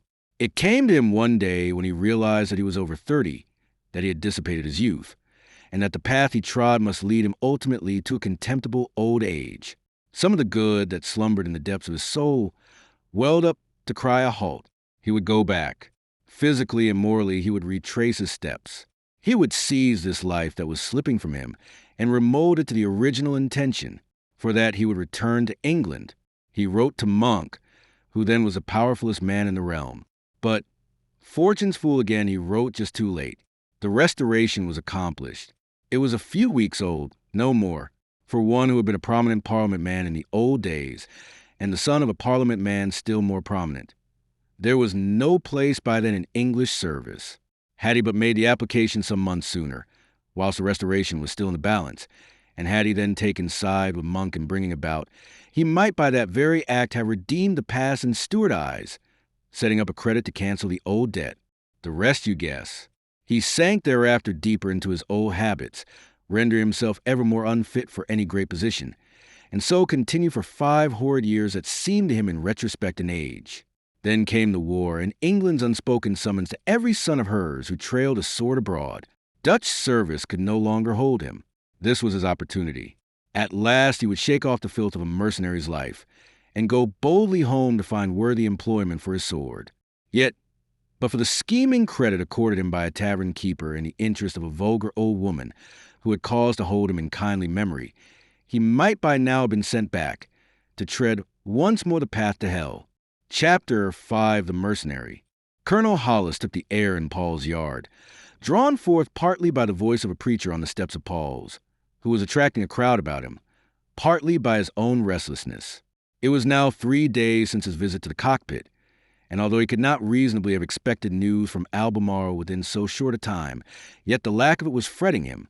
He was moving along the skirts of the crowd that had collected before the preacher, with no intention of pausing, when suddenly a phrase arrested him. "Repent, I say, while it is time. For behold, the wrath of the Lord is upon you. The scourge of pestilence is raised to smite you down." Hollis looked over the heads of the assembled citizens, and beheld a black crow, a man, cadaverous of face, with sunken eyes that glowed uncannily from the depths of their sockets. "Repent," the voice croaked. "Awaken. Behold your peril, and by prayer and reparation set yourselves to avert it whiles yet it may be time. Within the parish of St. Giles this week lie 30 dead of this dread pestilence, 10 in St. Clement's, and as many in St. Andrew's, Holborn. These are but warnings. Slowly but surely the plague is creeping upon the city. As Sodom of old was destroyed, so shall this modern Sodom perish, unless you rouse yourselves and cast out the evil that is amongst you." The crowd was in the main irreverently disposed. There was some laughter and one shrill, persistent voice that derided him. The preacher paused. He seemed to lengthen before them as he raised his arms to heaven. "They laugh. Deriders, scoffers, will you not be warned? Oh, the great, the dreadful God! His vengeance is upon you, and you laugh. Thou hast defiled thy sanctuaries by the multitude of thine iniquities, by the iniquity of thy traffic. Therefore I will bring forth a fire from the midst of thee, and I will burn thee to ashes upon the earth in the sight of all them that behold thee." Hollis moved on. He had heard odd allusions to this pestilence, which was said to be making victims in the outskirts, and which was alleged by some fools was a weapon of warfare wielded by the Dutch. At least, that it was the Dutch who had let it loose in England. But he had paid little heed to the matter, knowing that scaremongers are never lacking. Apparently the citizens of London were of his own way of thinking, if he might judge by the indifferent success attending the hoarse rantings of that preacher of doom. As he moved on, a man of handsome presence and soldierly bearing, with a dress and air of a gentleman, considered him intently with eyes of startled wonder. As Hollis came abreast of him, he suddenly stepped forward, detaching from the crowd, and caught the colonel by the arm. Hollis checked, and turned to find himself gravely regarded by the stranger. "Either you are Randall Hollis, or else the devil in his shape." Then Hollis knew him, a ghost out of his past, as he was himself a ghost out of the past of this other, an old friend, a brother-in-arms of the days of Worcester and Dunbar. "Tucker!" he cried. "Ned Tucker!" And impulsively, his face alight, he held out his hand. The other gripped it firmly. "I must have known you anywhere, Randall, despite the change that time has wrought. It has wrought changes in yourself as well, but you would seem to have prospered." The colonel's face was rejuvenated by a look of almost boyish pleasure. "Oh, I am well enough," said Tucker. "And you?" "As you see." The other's grave dark eyes considered him. There fell a silence, an awkward pause between those two, each of whom desired to ask 100 questions. At last, "I last heard of you in Holland," said Tucker. "I am but newly home." The other's eyebrows went up, a manifestation of surprise. "Whatever could have brought you?" "The war, and the desire to find employment in which I may serve my country." "And you found it?"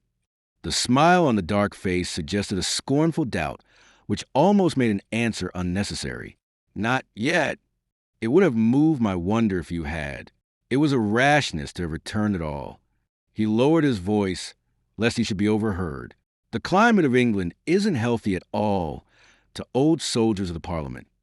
Yet you are here, Ned." "Aye."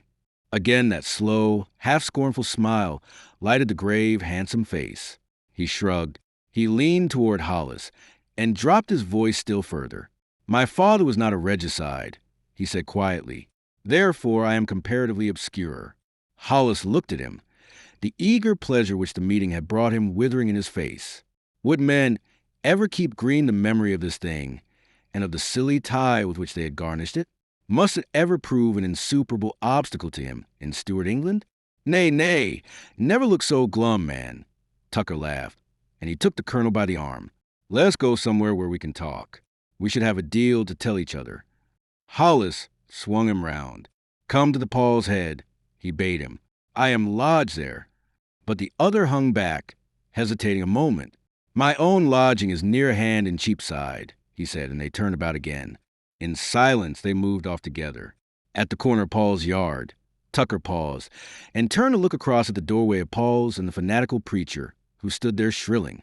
His voice floated across to them. Oh, the great and the dreadful God. Tucker's face set into grimly sardonic lines. An eloquent fellow, that, he said. He should rouse these silly sheep from their apathy. The colonel stared at him. Puzzled, there seemed to be an ulterior meaning to his words. But Tucker, without adding anything further, drew him away and on. In a handsome room on the first floor of one of the most imposing houses in Cheapside, Tucker waved his guest to the best chair. An old friend, just met by chance, he explained to his housekeeper, who came to wait upon him. So it will be a bottle of sack of the best. When, having brought the wine, the woman had taken herself off, and the two sat within closed doors, the colonel gave his friend the account of himself which the latter craved. Gravely Tucker heard him through, and grave his face remained when the tale was done. He sighed, and considered the colonel a moment in silence with somber eyes. So George Monk's your only hope? He said slowly at last. Then he uttered a short, sharp laugh of infinite scorn. In your case, I think I'd hang myself, and have done. It's less tormenting. What do you mean? You think that Monk will really help you? That he intends to help? Assuredly. He has promised it, and he was my friend and my father's friend. Friend, said the other bitterly. I never knew a trimmer to be any man's friend but his own, and if ever a trimmer lived, his name is George Monk, the very prince of trimmers, as his whole life shows. First a king's man, then something betwixt and between king and parliament, then a parliament man, selling his friends of the king's side, and lastly a king's man again, in opposition to his late trusting friends of parliament, always choosing the side that is uppermost or that can outbid the other for his services. And look where he stands, baron of this, earl of that, duke of Albemarle, commander-in-chief, master of the horse, gentleman of a bedchamber, and God knows what else. Oh, he has grown fat on trimming. You do him wrong, Ned. Hollis was mildly indignant. That is impossible. But you do. You forget that a man may change sides from conviction, especially when it is to his own profit, sneered Tucker. That is ungenerous, and it is untrue, of course.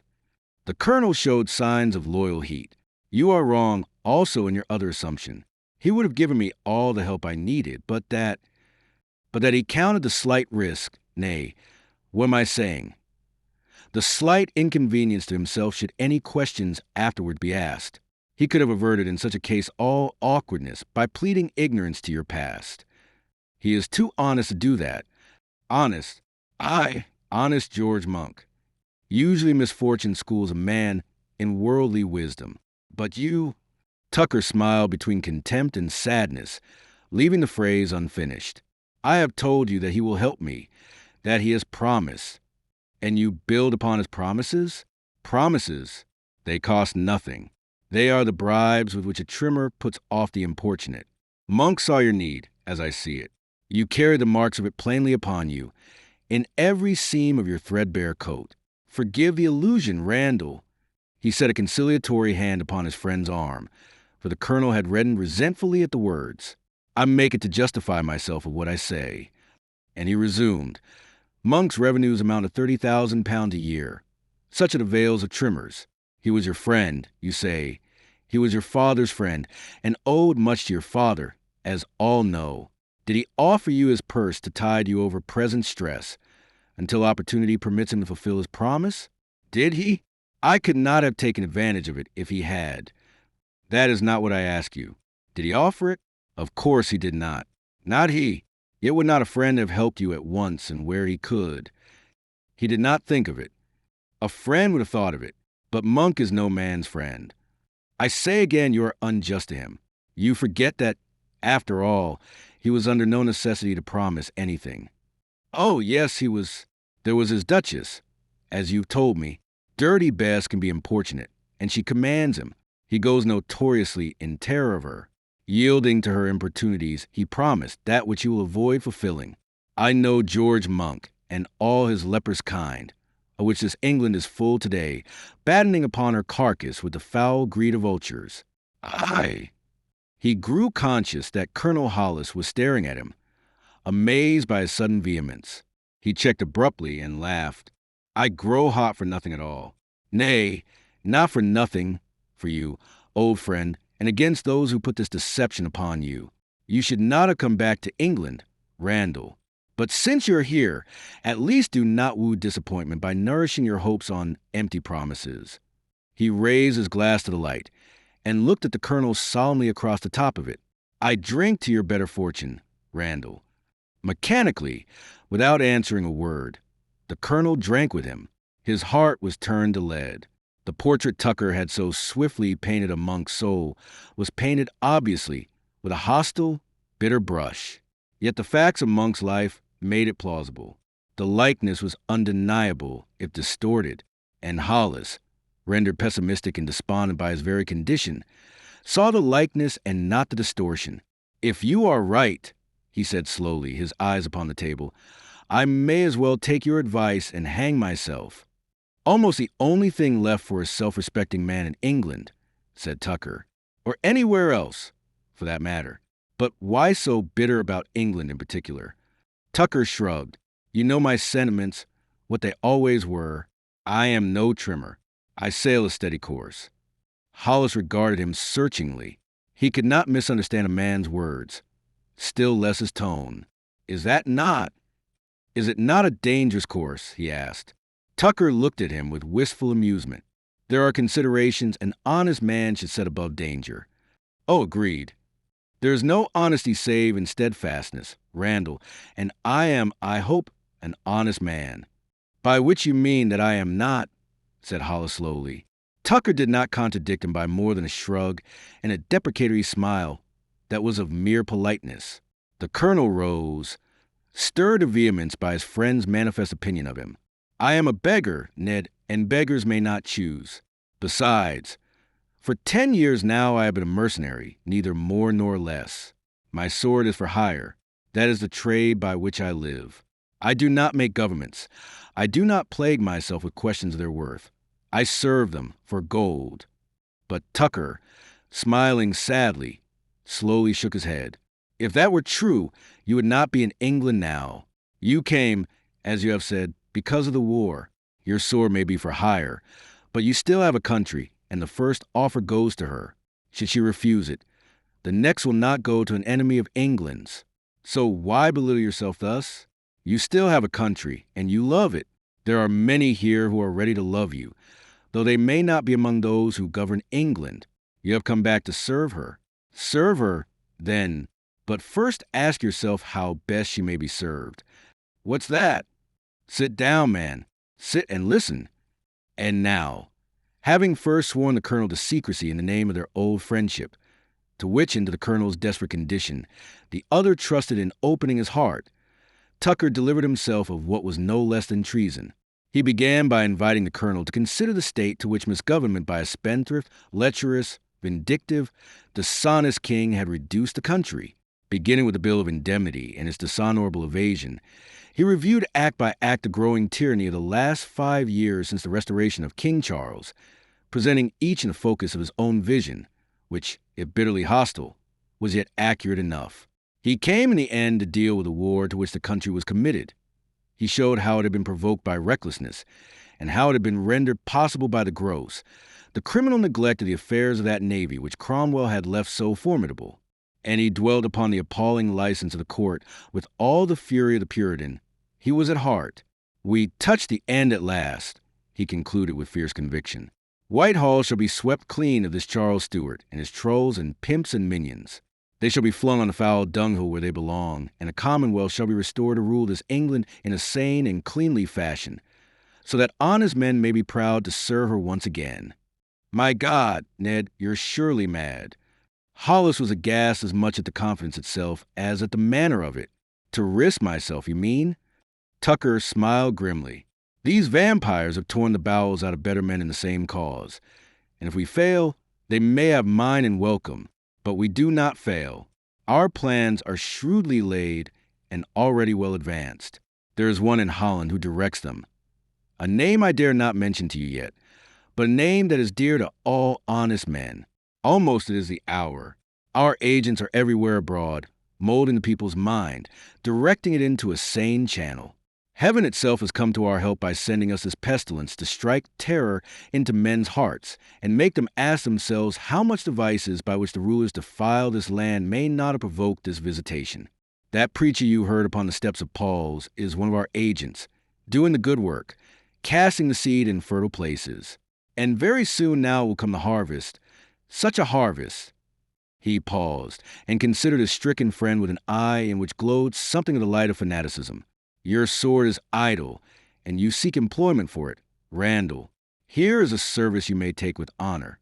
It is the service of the old Commonwealth to which in the old days you were stanch, a service aiming at these enemies who would still deny such men as you would place in England. You strike not only for yourself, but for some thousands in like case, and your country will not forget. We need such swords as yours. I offer you at once a cause and a career. Albemarle puts you off with promises of appointments in which the preference over worth is daily granted to the pimpish friends of the loathly creatures about Charles Stuart's leprous court. I have opened my heart to you freely and frankly, even at some risk. What have you to say to me? Hollis rose, his decision taken, his face set. What I said at first. I am a mercenary. I do not make governments. I serve them. There is no human cause in all the world today could move me to enthusiasm.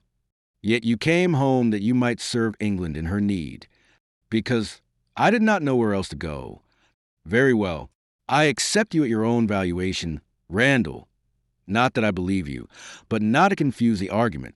Being here, you find the doors by which you counted upon entering all closed against you and locked. What are you going to do? You say you are a mercenary, that your concern is but to give a soulless service to the hand that hires you. I present you to a liberal taskmaster, one who will richly reward your service. Since to you all service is alike, let the mercenary answer me. He, too, had risen and held out a hand in appeal. The colonel looked at him seriously a while. Then he smiled. One advocate was lost in you, Ned, said he. You keep to the point. Aye, but also you conveniently miss it. A mercenary serves governments in esse. The service of government in posse is for enthusiasts, and I have had no enthusiasms these 10 years and more. Establish your government, and my sword is for your hire, and gladly. But do not ask me to set my head upon the board in this gamble to establish it, for my head is my only remaining possession. If you will not strike a blow for love, will you not strike one for hate, against a Stuart, whose vindictiveness will not allow you to earn your bread? You overstate the case. Though much that you have said of him may be true, I will not yet despair of the help of Albemarle. Why? You blind mad man, I tell you, I swear to you, that in a very little while Albemarle will be beyond helping any man, beyond helping even himself. Hollis was about to speak, when Tucker threw up a hand to arrest him. Do not answer me now. Let what I have said sink home into your wits.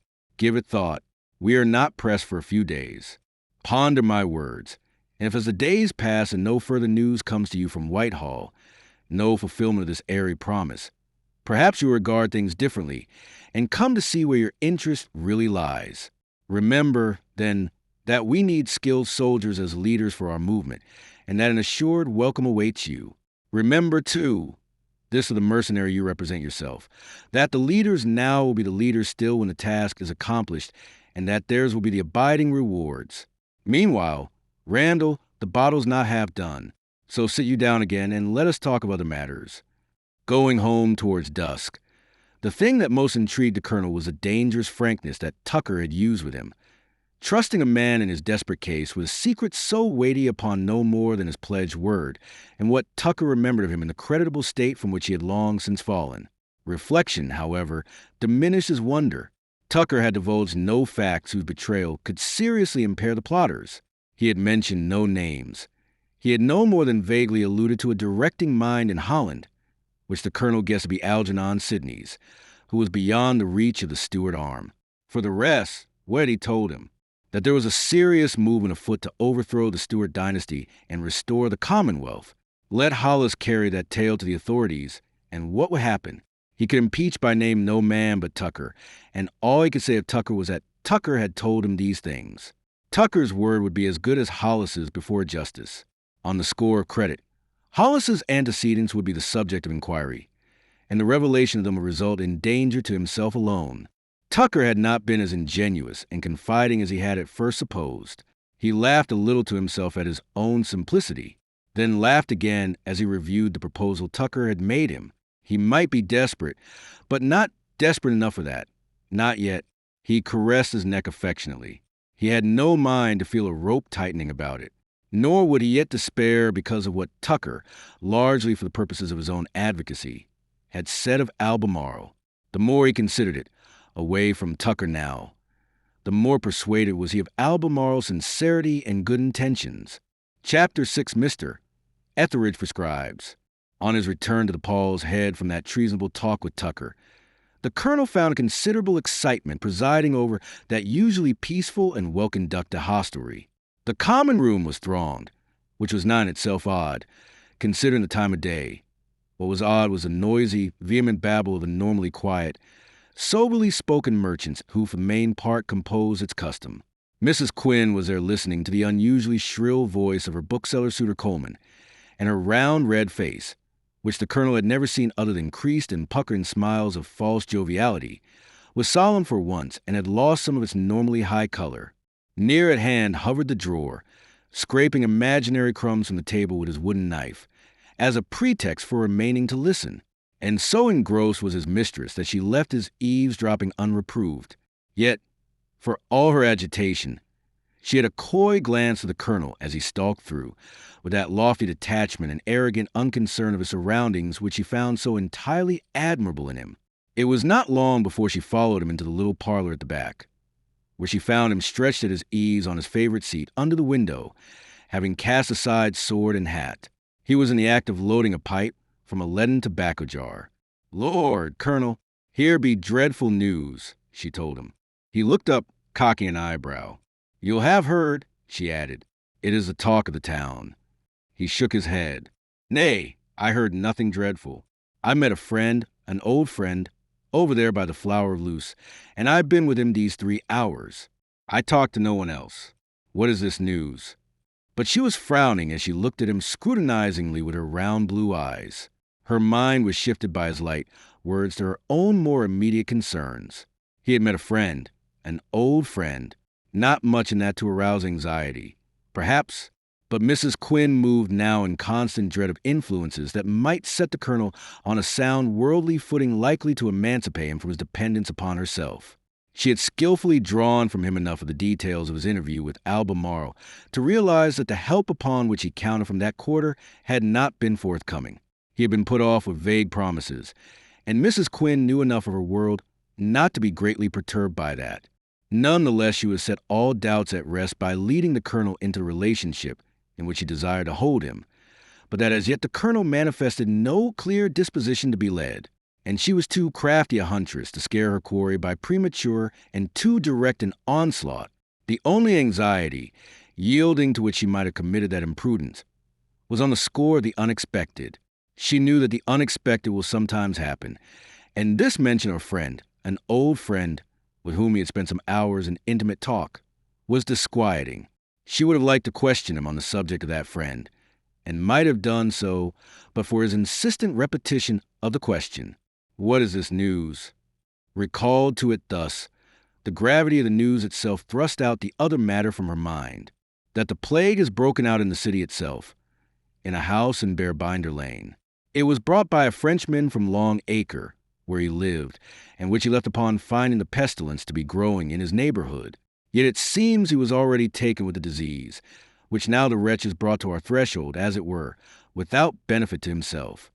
The colonel thought of Tucker and his scaremongering emissaries. "Perhaps it is not true," said he. "Aye, but it is, beyond a doubt.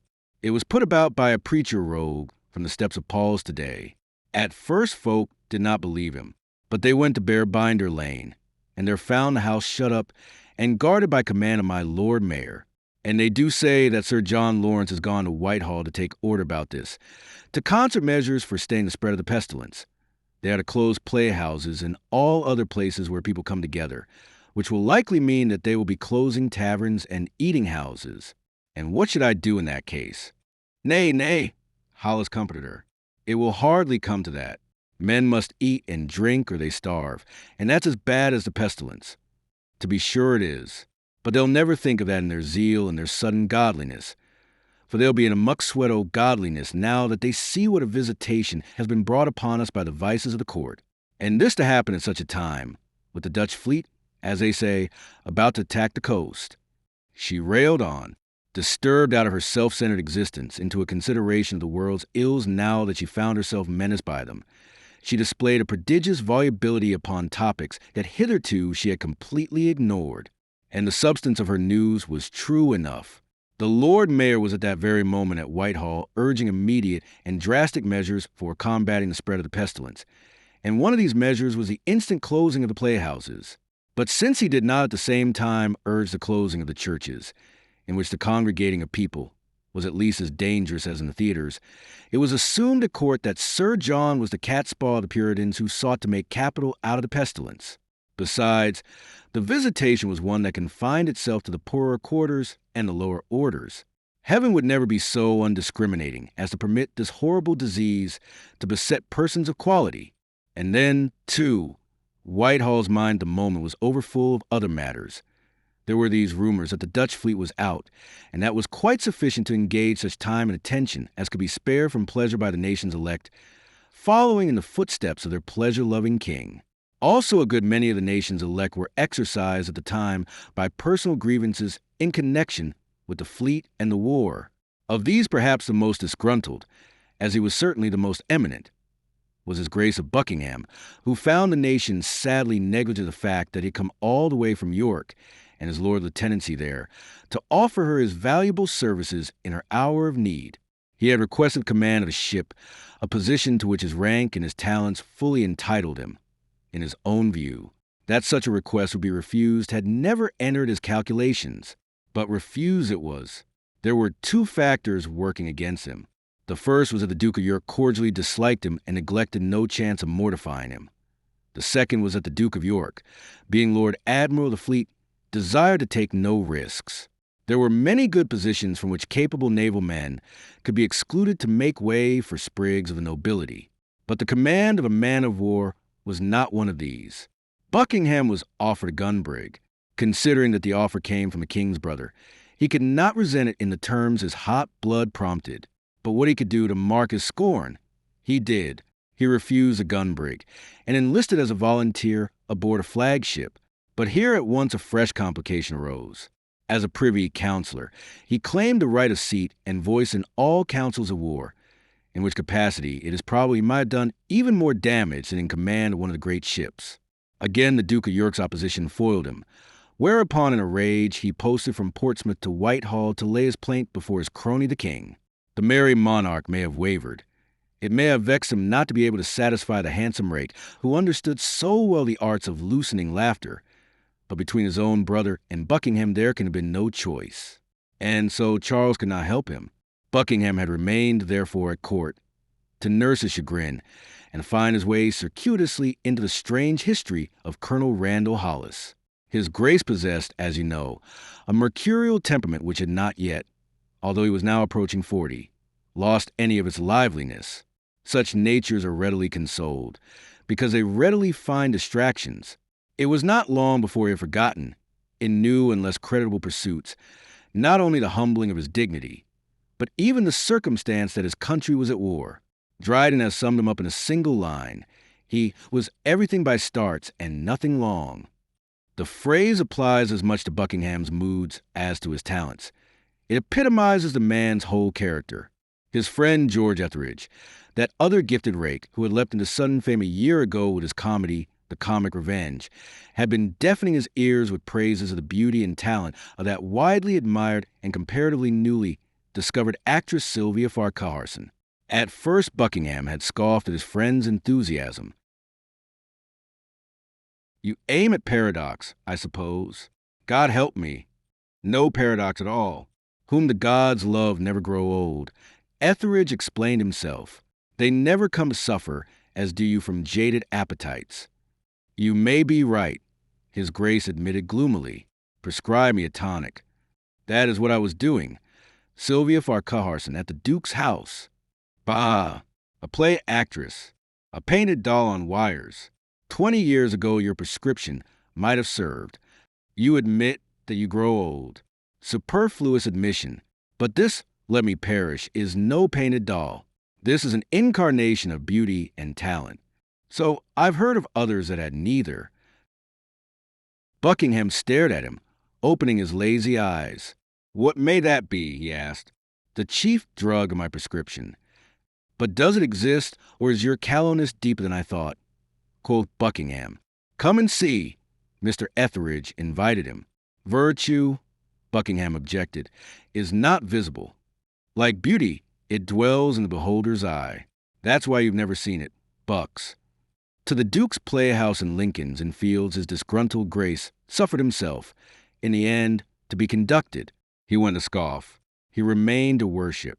"You already know," having overheard the garrulous Mr. Pepys, how from his box, addressing his companion in particular, and the whole house in general. The ducal author loudly announced that he would give his muse no rest until he should have produced a play with a part worthy of the superb talents of Miss Farquharson. His words were reported to her. They bore with them a certain flattery, to which it was impossible that she should be impervious. She had not yet settled herself completely into this robe of fame that had been thrust upon her. She continued unspoiled, and she did not yet condescendingly accept such utterances from the great, as no more than the proper tribute to her gifts. Such praise from one so exalted, himself a distinguished author and a boon companion of the king's, set a climax upon the triumphs that lately she had been garnering. It prepared her for the ducal visit to the green room, which followed presently. She was presented by Mr. Etheridge, with whom she was already acquainted, and she stood shyly before the tall, supremely elegant Duke, under the gaze of his bold eyes. In his golden periwig, he looked at this date, not a year more than 30, despite the hard life he had lived from boyhood. As yet, he had come to none of that grossness to be observed in the portrait which Sir Peter Lely painted some years later. He was still the handsomest man at Charles's court, with his long-shaped, dark blue eyes under very level brows, his fine nose and chin, and his humorous, sensitive, sensual mouth. In shape and carriage he was of an extraordinary grace that drew all eyes upon him. Yet at sight, instinctively, Miss Farquharson disliked him. She apprehended under all that beauty of person something sinister. She shrank inwardly and colored a little under the appraising glance of those bold, handsome eyes, which seemed to penetrate too far. Reason and ambition argued her out of that instinctive shrinking. Here was one whose approval carried weight and would set the seal upon her fame, one whose good graces could maintain her firmly on the eminence to which she had so laboriously climbed. He was a man whom, in spite of all instinctive warnings, she must use with consideration and a reasonable submission. On his side, the Duke, already captivated by her grace and beauty upon the stage, found himself lost in admiration now that at close quarters he beheld her slim loveliness. For lovely she was, and the blush which his scrutiny had drawn to her cheeks, heightening that loveliness, almost disposed him to believe Etheridge's incredible assertion of her virtue. Shyness may be counterfeited, and the simpers of unsophistication are easily assumed. But a genuine blush is not to be commanded. His Grace bowed low, the curls of his wig swinging forward like the ears of a water spaniel. "Madam," he said, "I would congratulate you were I not more concerned to congratulate myself for having witnessed your performance, and still more Lord Orrery, your present author. Am I not only congratulate but envy, a hideous, cankering emotion, which I shall not conquer until I have written you a part at least as great as is Catherine. You smile. It is for gratification at your Grace's promise. I wonder now," said he, his eyes narrowing, his lips smiling a little. "I wonder is that the truth, or is it that you think I boasted, that such an achievement is not within my compass? I'll confess frankly that until I saw you it was not. But you have made it so, my dear. If I have done that, I shall indeed have deserved well of my audience, she answered, but lightly, laughing a little, as if to discount the high-flown compliment. As well, I trust, as I shall have deserved of you, said he. The author must always deserve the best of his puppets. Deserve, aye, but how rarely does he get his deserts? Surely you, bucks, have little reason to complain, jibed Etheridge. In my case, now, it is entirely different. It is, George, entirely, his grace agreed, resenting the interruption. You are the rarity. You have always found better than you deserved. I have never found it until this moment. And his eyes upon Miss Farquharson gave point to his meaning. When at length they left her, her sense of exaltation was all gone. She could not have told you why, but the Duke of Buckingham's approval uplifted her no longer. Almost did she wish that she might have gone without it. And when Betterton came smiling good-naturedly to offer her his congratulations upon this conquest, he found her bemused and troubled. Bemused, too, did Etheridge find the Duke as they drove back together to Wallingford House. Almost, I think, said he, smiling, that already you find my despised prescription to your taste. Persevere with it may even restore you your lost youth. What I ask myself, said Buckingham, is why you should have prescribed her for me instead of for yourself. I am like that, said Etheridge, the embodiment of self-sacrifice. Besides, she will have none of me, though I am 10 years younger than you are, fully as handsome and almost as unscrupulous. The girl's a prude, and I never learned the way to handle prudes. Faith is an education in itself. Is it? Said Buckingham. I must undertake it, then. And undertake it he did with all the zest of one who loved learning and the study of unusual subjects. Daily now he was to be seen in a box at the theater in Lincoln's Inn Fields, and daily he sent her, in token of his respectful homage, gifts of flowers and comfits. He would have added jewels, but that the wiser Etheridge restrained him. Nebrusque's Paul affair was a younger man's advice. You'll scare her by precipitancy and so spoil all. Such a conquest as this requires infinite patience. His Grace suffered himself to be advised, and set a restraint upon his ardor, using the greatest circumspection in the visits which he paid her almost daily after the performance. He confined the expressions of admiration to her histrionic art, and if he touched upon her personal beauty and grace, it was ever in association with her playing, so that his consideration seemed justified by the part that he told her he was conceiving for her. Thus subtly did he seek to lull her caution and intoxicate her senses with the sweet poison of flattery, whilst discussing with her the play he was to write, which, in his own phrase, was to immortalize himself and her, thereby eternally uniting them. There was in this more than a suggestion of a spiritual bond, a marriage of their respective arts to give life to his dramatic conception, so aloof from material and personal considerations that she was deceived into swallowing at least half the bait. Nor was it vague. His Grace did not neglect to furnish it with a certain form. His theme, he told her, was the immortal story of Laura and her Petrarch set in the warm glitter of an old Italian frame. Nor was that all he told her. He whipped his wits to some purpose, and sketched for her the outline of a first act of tenderness and power. At the end of a week, he announced to her that this first act was already written. I have labored day and night, he told her, driven relentlessly by the inspiration you have furnished me. So great is this that I must regard the thing as more yours than mine, or I shall do it when you have set upon it the seal of your approval. Abruptly he asked her, as if it were a condition predetermined, When will you hear me read it? Were it not better that your Grace should first complete the work? She asked him. He was taken aback, almost horror-stricken, to judge by his expression. Complete it, he cried, without knowing whether it takes the shape that you desire? But it is not what I desire, your Grace. What else, then? Is it not something that I am doing specially for you, moved to it by yourself? And shall I complete it, tormented the while by doubts as to whether you will consider it worthy of your talents when it is done? Would you let a dressmaker complete your gown without ever fitting to see how it becomes you? And is a play, then, less important than a garment? Is not a part, indeed, a sort of garment for soul? Nay, now, if I am to continue, I must have your assistance, as I say. I must know how this first act appears to you, how far my lord does justice to your powers, and I must discuss with you the lines which the remainder of the play shall follow. Therefore, again, I ask you, and in the sacred cause of art, I defy you to deny me. When will you hear what I have written? Why, since your grace does me so much honor, when you will. It was intoxicating, this homage to her talent from one of his gifts and station, the intimate of princes, the close associate of kings, and it stifled, temporarily at least, the last qualm of her intuitions which had warned her against this radiant gentleman. They had become so friendly and intimate in this week, and yet his conduct had been so respectful and circumspect throughout, that clearly her instincts had misled her at that first meeting.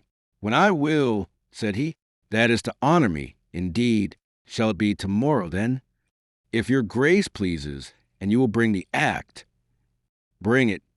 He raised his eyebrows. His lip curled a little as he looked round the dingy green room. You do not propose, child, that I should read it here? He laughed in dismissal of the notion. But where else, then? She asked, a little bewildered. Where else but in my own house? What other place were proper? Oh! She was dismayed a little. An uneasiness, entirely instinctive, beset her once again. It urged her to draw back, to excuse herself. Yet reason combated instinct. It were a folly to offend him by a refusal. Such a thing would be affronting by its implication of mistrust, and she was very far from wishing to affront him. He observed the trouble in her blue eyes as she now regarded him, but affected not to observe it, and waited for her to express herself. She did so after a moment's pause, faltering a little. But at your house? Why? What would be said of me, your grace? To come there alone? Child, child, he interrupted her, his tone laden with gentle reproach. Can you think that I should so lightly expose you to the lewd tongues of the town? Alone? Give your mind peace. I shall have some friends to keep you in countenance, and to join you as audience to hear what I have written. There shall be 1 or 2 ladies from the king's house. Perhaps Miss Seymour from the Duke's here will join us. There is a small part for her in the play, and there shall be some friends of my own. Maybe even His Majesty will honor us. We shall make a merry party at supper, and after supper you shall pronounce upon my Laura whom you are to incarnate. Is your hesitancy conquered? It was, indeed. Her mind was in a whirl. A supper party at Wallingford House, at which in a sense she was to be the guest of honor, and which the king himself would attend. She would have been mad to hesitate. It was to enter the great world at a stride. Other actresses had done it, Moll Davis and Little Nellie from the King's House, but they had done it upon passports other than those of histrionic talent. She would have preferred that Miss Seymour should not have been included. She had no great opinion of Miss Seymour's conduct, but there was a small part for her, and that was perhaps a sufficient justification. And so she cast aside her hesitation, and gladdened his grace by consenting to be present. Chapter 7 The Prude. On the evening of the day that had seen the meeting between Hollis and Tucker, at about the same hour that Sir John Lawrence was vainly representing at Whitehall the expediency of closing the theaters and other places of congregation in view of the outbreak of plague within the city itself, His Grace of Buckingham was sitting down to supper with a merry company in the great dining room of Wallingford House. 11 sat down to a table that was laid for 12. The chair on the Duke's right stood empty. The guest of honor, Miss Farquharson, had not yet arrived. At the last moment she had sent a message that she was unavoidably detained for some little time at home, and that, if on this account it should happen that she must deny herself the honor of sitting down to supper at His Grace's table, at least she would reach Wallingford House in time for the reading with which His Grace was to delight the company. It was in part a fiction. There was nothing to detain Miss Farquharson beyond a revival of her uneasy intuitions, which warned her against the increase of intimacy that would attend her inclusion in the Duke's supper party. The play, however, was another affair. Therefore she would so time her arrival that she would find supper at an end and the reading about to begin. To be entirely on the safe side, she would present herself at Wallingford House 2 hours after the time for which she had been bidden. His Grace found her message vexatious, and he would postpone supper until her arrival, but that his guest did not permit him to have his own way in the matter, as the truth was that there was no first act in existence, for the Duke had not yet written a line of it and probably never would, and that supper was to provide the whole entertainment. It follows that this would be protracted, and that however late she came, she was likely still to find the party at table. Therefore her late arrival could be no grave matter in the end. Meanwhile, the empty chair on the Duke's right awaited her. They were a very merry company, and as time passed, they grew merrier. There was Etheridge, of course, the real promoter of the whole affair, and this elegant, talented libertine who was ultimately, and at a still early age, to kill himself with drinking was doing the fullest justice to the reputation which the wine cup had already earned him. There was Sedley, that other gifted profligate, whose slim, graceful person and almost feminine beauty gave little indication of the roistering soul within. Young Rochester should have been at the party, but he was at that moment in the tower, whither he had been sent as a consequence of his utterly foolish and unnecessary attempt to abduct Miss Mallet 2 nights ago. But Sir Harry Stanhope filled his vacant place, or at least half filled it, for whilst Rochester was both wit and libertine, young Stanhope was a libertine only. And of course there was Sir Thomas Ogle, that boon companion of Sedley's, and 2 other gentlemen whose names have not survived. The ladies were of less distinguished lineage. There was a ravishingly fair little Seymour from the Duke's house, her white shoulders displayed in a décolletage that outraged even the daring fashion of the day. Seated between Stanhope and Ogle, she was likely to become a bone of contention between them in a measure as they drowned restraint in wine. There was Moll Davis from the King's house seated on the Duke's left, with Etheridge immediately below her and entirely engrossing her, and there was that dark, statuesque, insolent-eyed Jane Houghton, languidly spreading her nets for Sir Charles Sedley, who showed himself willing and eager to be taken in them. A 4th lady on Ogle's left was making desperate but futile attempts to draw Sir Thomas's attention from Miss Seymour.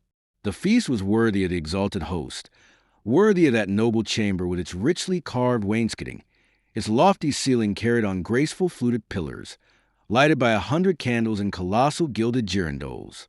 The wine flowed freely, and the wit, flavored with a salt that was not entirely Attic, flowed with it. Laughter swelled, increasing ever in a measure as the wit diminished. Supper was done, and still they kept the table over their wine, waiting for that belated guest whose seat continued vacant. Above that empty place sat the Duke, a dazzling figure in a suit of shimmering white satin with diamond buttons that looked like drops of water. Enthroned in his great gilded chair, he seemed to sit apart, absorbed, aloof, fretted by the absence of the lady in whose honor he had spread this feast, and annoyed with himself for being so fretted, as if he were some callow schoolboy at his first assignation. Alone of all that company, he did not abuse the wine. Again and again, he waved away the velvet-footed lackeys that approached to pour for him.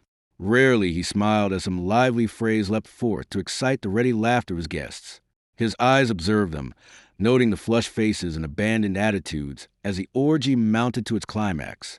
He would have restrained them, but that for a host to do so were in his view an offense against good manners.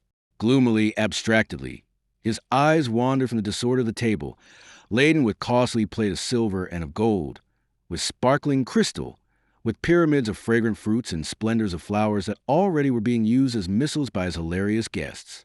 From the chilly heights of his own unusual sobriety, he found them gross and tiresome. Their laughter jarred on him. He shifted his weary glance to the curtains masking the long windows. They draped the window spaces almost from floor to ceiling, wedges of brilliant color, between blue and green, upon which golden peacocks strutted, standing out sharply from the somber richness of the dark wainscot. He strained his ears to catch some rumble of wheels in the courtyard under those windows, and he frowned as a fresh and prolonged burst of laughter from his guests beat upon his ears to shut out all other sounds. Then Sedley, in a maudlin voice, began to sing a very questionable song of his own writing, whilst Miss Houghton made a comedy of pretending to silence him. He was still singing it, when Stanhope sprang up and mounted his chair, holding aloft a dainty shoe of which he had stripped Miss Seymour, and calling loudly for wine.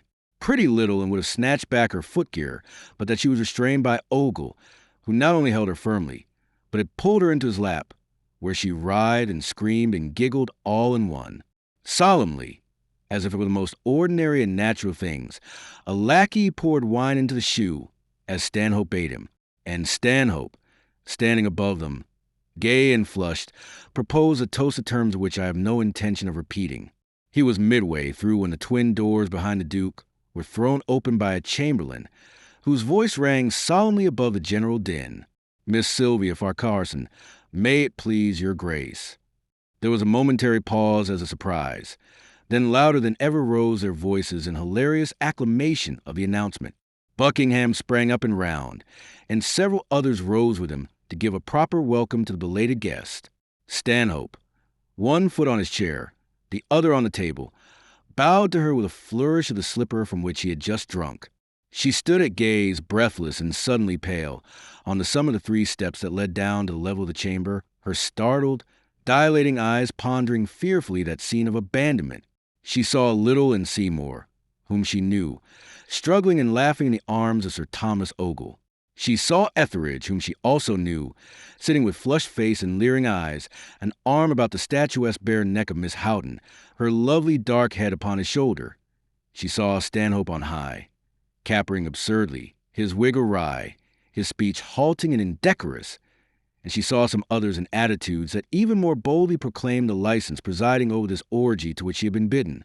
Lastly, she saw the tall, white figure of the Duke advancing toward her, his eyes narrowed, a half-smile on his full lips, both hands outheld in welcome. He moved correctly, with that almost excessive grace that was his own, and he at least showed no sign of the intoxication that marked the guests at this Circean feast. But that afforded her no reassurance. From pale that they had been, her cheeks, her whole body, it seemed to her, had flamed a vivid scarlet. Now it was paling again, paling this time in terror and disgust. Fascinatedly, she watched his grace's advance for a moment. Then incontinently she turned and fled, with the feelings of one who had looked down for a moment into the pit of hell and drawn back in shuddering horror before being engulfed. Behind her fell a dead silence of astonishment. It endured while she might have counted 6. Then a great peal of demoniac laughter came like an explosion to drive her fearfully onward. Down the long panel gallery she ran as we run in a nightmare, making for all her efforts but indifferent speed upon the polished, slippery floor, gasping for breath in her terror of a pursuit of which she fancied that already she heard the steps behind her. She reached the hall, darted across this, and across the vestibule, her light silk mantle streaming behind her, and so gained at last the open door, stared by lackeys who wondered, but made no attempt to stay her. Too late came the shout from the pursuing Duke, ordering them to bar her way. By then she was already in the courtyard, and running like a hare for the gateway that opened upon Whitehall. Out of this the hackney coach that had brought her was at that moment slowly rumbling. Panting, she overtook it, just as the driver brought it to a halt in obedience to her cry.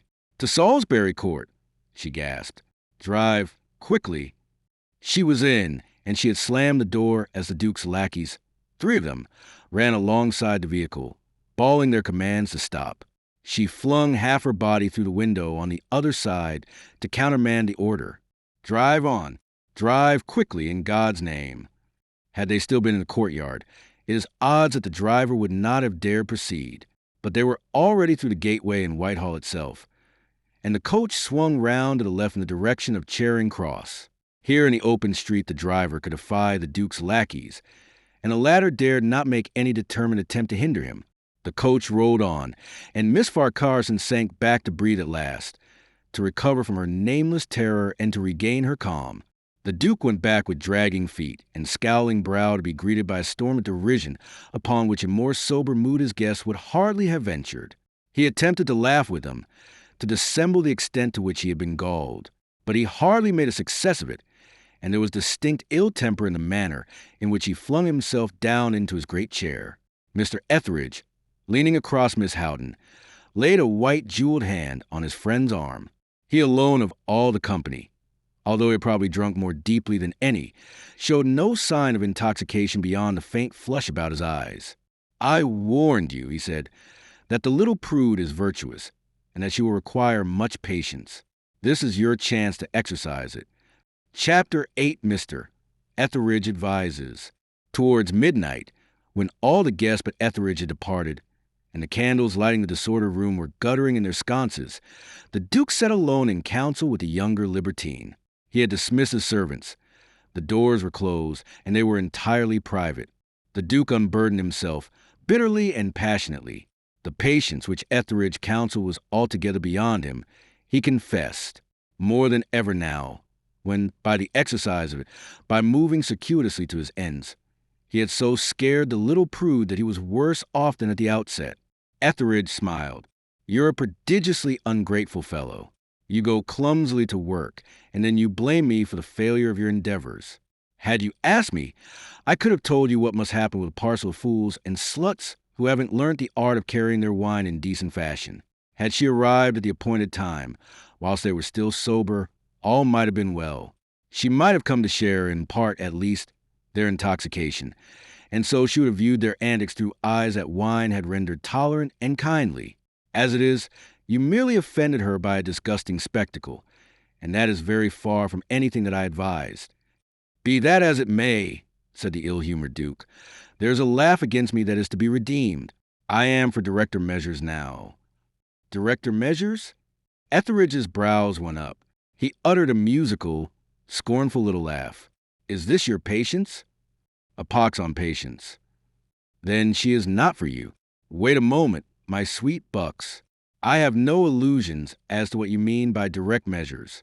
You are probably more sober than I am, but then I am more intelligent than you.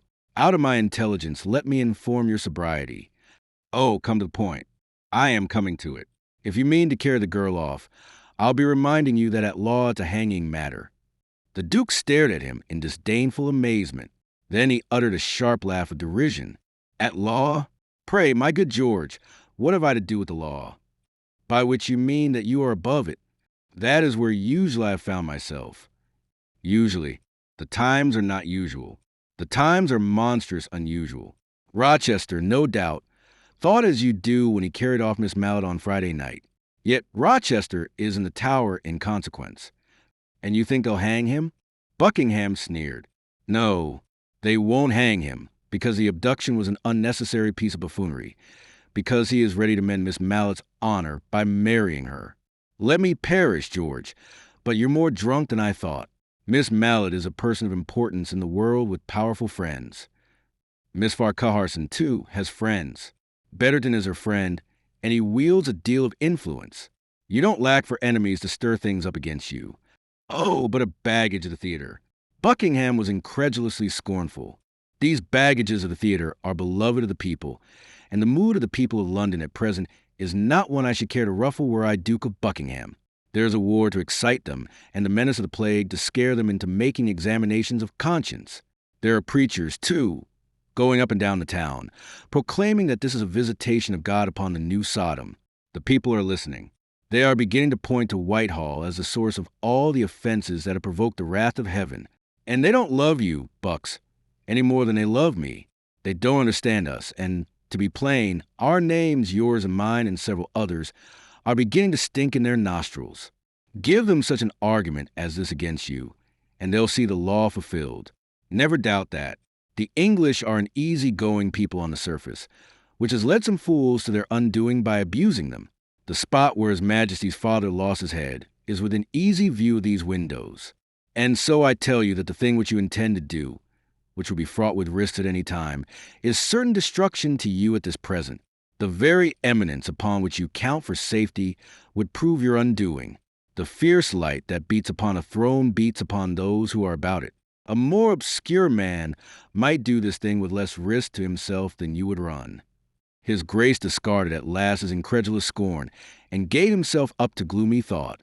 Etheridge, leaning back in his chair, watched him, faintly, cynically amused. At length the Duke stirred and raised his handsome eyes to his friend's face. Don't sit there grinning, damn you. Advise me. To what end, since you won't follow my advice? Still, let me hear it. What is it? Forget the girl and look for easier game. You are hardly young enough for such an arduous and tiring hunt as this. His Grace damned him roundly for a scoffer, and swore that he would not abandon the affair, that at whatever cost he would pursue it.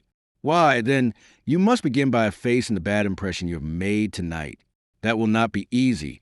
Indeed, it is the most difficult step of all. But there are certain things in your favor. For one, you were not, for a wonder, drunk yourself when you rose to welcome her. Let us hope that she observed it. Pay her a visit on Monday at the theater, to tender your most humble apologies for the disgraceful conduct of your guests. Had you known them capable of such abandoned behavior, you would never have bidden her make one of such a company. You will profess yourself glad that she departed instantly. That is what you would yourself have advised. But I pursued her. My lackeys sought to stay her coach, naturally, so that you might make her your apologies and approve a departure which in the circumstances you must have urged. Damn bucks, you have no invention, and you desire to deem yourself a dramatist. You think you will believe me? His grace was dubious. That will depend upon your acting, and you are reputed something of an actor. God knows you played the mountebank once to some purpose. Have you forgotten? No, no. But will it serve, do you think, as a beginning? But you must follow it up. You must reveal yourself in a new character. Hitherto she has known you, first by repute, and tonight by experience, a rake. That in itself makes her wary of you. Let her behold you as a hero, say, as a rescuer of beauty in distress, herself in the distressful part, deliver her from some deadly peril, and thereby earn her gratitude and her wonder at your prowess. Women love a hero, so be heroical, and who knows what good fortune may attend your heroism. And the deadly peril? Quoth the Duke gloomily, almost suspecting that his friend was rallying him. Where shall I find that? If you wait to find it, you may have long to wait. You must yourself provide it. A little contriving, a little invention, will soon supply what you lack. Can you propose anything? Can you be more than superiorly vague? I hope so, with a little thought. Then, in God's name, think. Etheridge laughed at his host's vehemence. He brimmed himself a cup of wine, surveyed the rich glow of it in the candlelight, and drank it off. Inspiration flows. Invention stirs within me. Now listen. And sitting forward, he propounded a plan of campaign with that rascally readiness of wit that was at once his glory and his ruin. Chapter 9, Albemarle Proposes. Ned Tucker did not long leave his proposal to Hollis unconfirmed. He sought him in the matter again at the Paul's Head 3 days later, on the Sunday, and sat long in talk with him in the little parlor. To the profound disquieting of Mrs. Quinn, who had observed from the gentleman's bearing and apparel that he was a person of consequence. He found the colonel a little more malleable today, a little less insistent upon serving only governments in Essie. The fact was that, as day followed day without word from Albemarle, Hollis approached the conclusion that things were indeed as Tucker had represented them. His hopes sank, and his dread of that score of his which was daily mounting at the Pauls had added to his despair. Still, he did not altogether yield to Tucker's persuasions, but neither did he discourage him when the latter promised to visit him again on the morrow, bringing another old friend of their Parliament days. And on the Monday, true to his promise, Tucker came again, accompanied this time by a gentleman some years his senior, named Rathbone, with whom Colonel Hollis recalled some slight acquaintance. This time they came with a very definite proposal, empowered, so they told him, by one whose name they would not yet utter, but which, if uttered, must remove his every doubt. For that, Randall, you will accept our word, I know, said the grave Tucker. Hollis nodded his agreement, and the proposal was disclosed. It offered him a position which in an established government would have been dazzling. It was dazzling even as things were, to one in his desperate case, driven to the need of making a gambler's throw. If on the one side, he probably set his head, at least the stake they offered could hardly have been greater. And they tempted him further by revelations of how far their preparations were advanced, and how thorough these were. Heaven, said Rathbone, is on our side. It has sent this plague to stir men to bethink themselves of the rulers they have chosen. Our agents have discovered 4 cases in the city today, 1 in Wood Street, 1 in Fenchurch Street, and 2 in Crooked Lane. The authorities hope to keep it from the knowledge of the people. But we are seeing to that. At this moment our preachers are proclaiming it, spreading terror that men may be driven by it to the paths of righteousness. When the devil was sick, the devil a monk would be, said Hollis. I understand. Then you should see that all is ready. The mine is laid. Tucker admonished him. This is your opportunity, Randall. If you delay now... A tap at the door interrupted him. Tucker bounded up, propelled by his uneasy conspirator's conscience. Rathbone, too, glanced round uneasily. Why? What's to startle you? Said the colonel quietly, smiling to behold their fears. It is but my good hostess. She came in from the common room, bearing a letter that had just been brought for Colonel Hollis. He took it, wondering. Then, observing the great seal, a little color crept into his cheeks. He spread the sheet and read, under the observing eyes of his friends and his hostess, and they were all alike uneasy. Twice he read that letter before he spoke. The unexpected had happened, and it had happened at the 11th hour, barely in time to arrest him on the brink of what might well prove a precipice. Thus he saw it now, his vision altering with his fortunes. "Luck has stood your friend sooner than we could have hoped," wrote Albemarle. "A military post in the Indies has, as I learned from letters just received, fallen vacant. It is an important command full worthy of your abilities, and there, overseas, you will be safe from all inquisitions. If you will wait upon me here at the cockpit this afternoon, you shall be further informed." He begged his friends to excuse him a moment, took pen, ink, and paper from the sideboard, and quickly wrote a few lines in answer. When Mrs. Quinn had departed to convey that note to the messenger, and the door had closed again, the two uneasy conspirators started up. Questions broke simultaneously from both of them. For answer, Hollis placed Albemarle's letter on the table. Tucker snatched it up and conned it, whilst over his shoulder Rathbone read it. 2. At last Tucker lowered the sheet, and his grave eyes fell again upon Hollis. "And you have answered what?" he demanded. "That I will wait upon his grace this afternoon, as he requires of me." The colonel shrugged. "As I have told Tucker from the first, I serve governments. I do not make them. But just now," Tucker was beginning. "I wavered. It is true, but something else has been flung into the scales." And he held up Albemarle's letter. They argued with him after that, but they argued vainly. "If I am of value to your government when you shall have established it, you will know where to find me, and you will know for what has happened now that I am trustworthy. But your value to us is now, in the struggle that is coming, and it is for this that we are prepared to reward you richly." He was not, however, to be moved. The letter from Albemarle had reached him an hour too soon. At parting, he assured them that their secret was safe with him, and that he would forget all that they had said, since still they had disclosed no vital facts whose betrayal could frustrate their purpose. It was an almost unnecessary assurance. They stalked out resentfully, but Tucker returned alone a moment later. "Randall," he said, "it may be that upon reflection you will come to see the error of linking yourself to a government that cannot endure, to the service of a king against whom the hand of heaven is already raised. You may come to prefer the greatness that we offer you in the future to this crust that Albemarle throws you at the moment. If you are wise, you will. If so, you know where to find me. Seek me there, and be sure of my welcome as of my friendship." They shook hands and parted, and with a sigh and a smile Hollis turned to load himself a pipe. He was not, he thought, likely to see Tucker again. That afternoon he waited upon Albemarle, who gave him particulars of the appointment he had to offer. It was an office of importance. The pay was good, and so that Hollis discharged his duties well, which the Duke had no occasion to doubt, there would be even better things in store for him before very long. The one thing to efface the past is a term of service now, wheresoever it may be. Hereafter, when I commend you for some other place, here at home, perhaps, and I am asked where your antecedents, I need but point to the stout service you have done us in the Indies, and men will inquire no further. It is a temporary exile, but you may trust me to see that it endures no longer than is necessary." No such advocacy was needed to induce Hollis to accept an office that, after all, was an importance far beyond anything for which he could reasonably have hoped. He said so frankly by way of expressing his deep gratitude. "In that case, you will seek me again here tomorrow morning. Your commission shall be meanwhile made out." The colonel departed jubilant. At last, at long last, after infinite frowns, fortune accorded him a smile. And she accorded it in the very nick of time, just as he was touching the very depths of his despair and ready to throw in his lot with a parcel of crazy fanatics who dreamed of another revolution.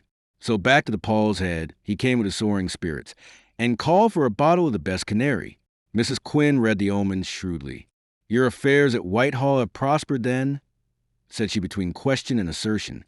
Hollis reclined in an armchair, his legs, from which he had removed his boots, stretched luxuriously upon a stool, his head thrown back, a pipe between his lips. "Aye, they've prospered. Beyond my deserts," said he, smiling at the ceiling. "Never that, Colonel, for that's not possible."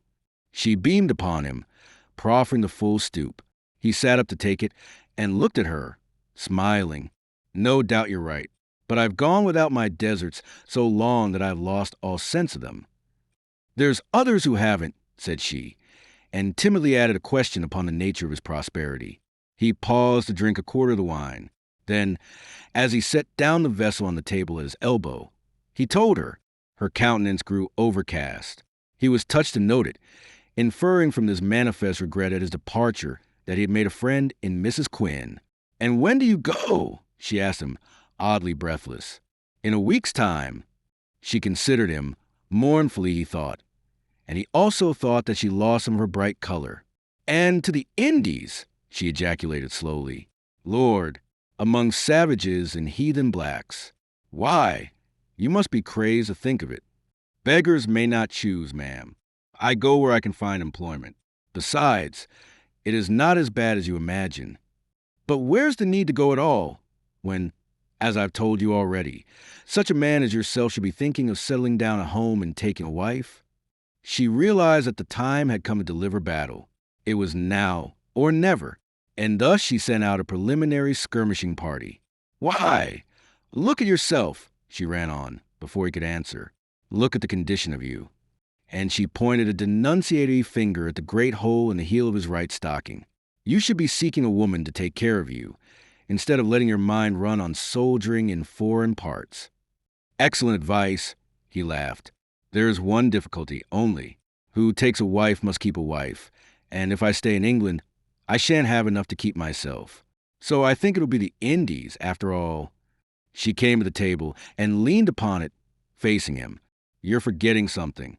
There's many a woman well endowed, and there's many a man has taken a wife with a jointure who couldn't ha taken a wife without.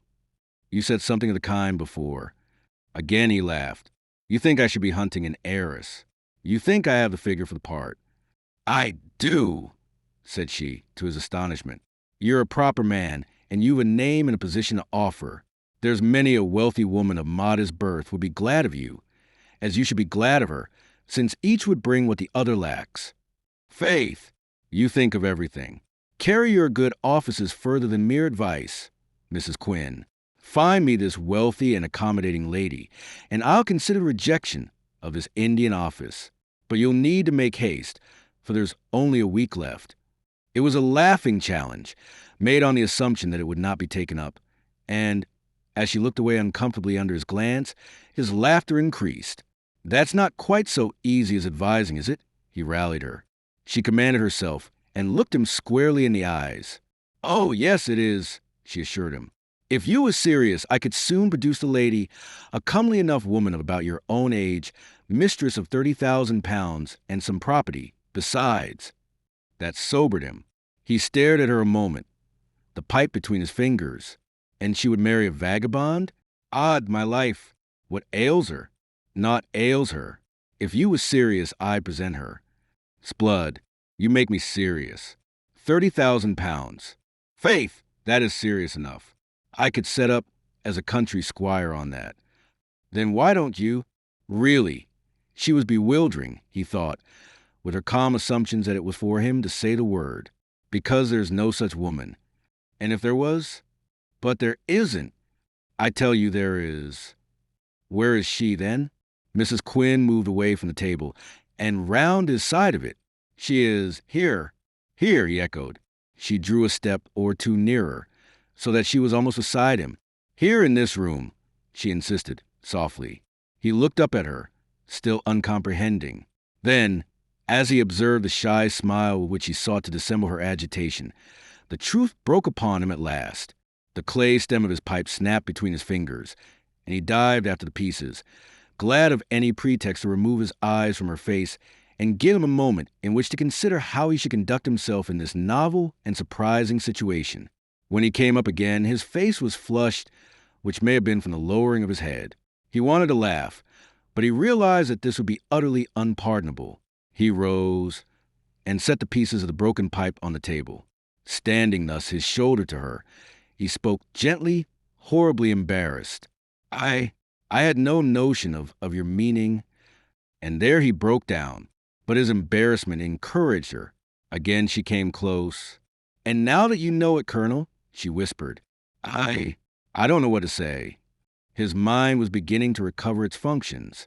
He understood at last why a person of his shabby exterior and obvious neediness should have been given unlimited credit in this house.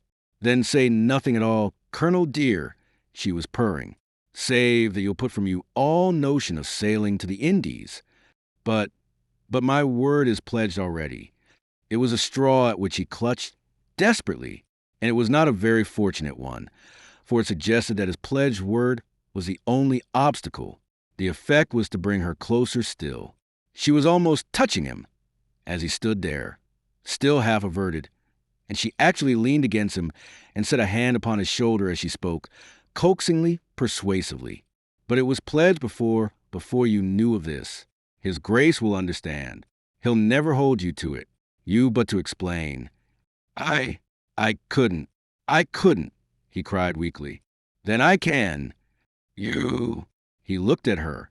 She was pale but resolute. Yes, me, she answered him. If your pledge is all to hold you, I'll take coach at once and go to Whitehall. George Monk will see me, or if he won't, his Duchess will. I knew her well in the old days when I was a young girl, and she was a sempstress glad to earn a groat where she could. Nan Clarges will never deny herself to an old friend.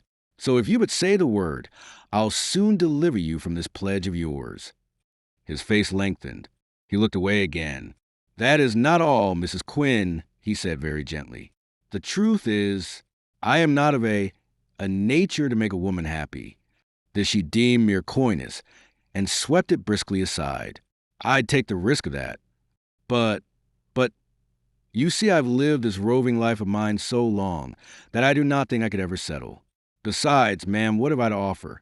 If I am satisfied with my bargain, why take thought for that? I must. The fact is, I am touched, deeply touched. I did not think I had it in me to arouse the affection or even regard of any woman. Even so, ma'am, whilst it moves me, it does not change my purpose. I am not a marrying man.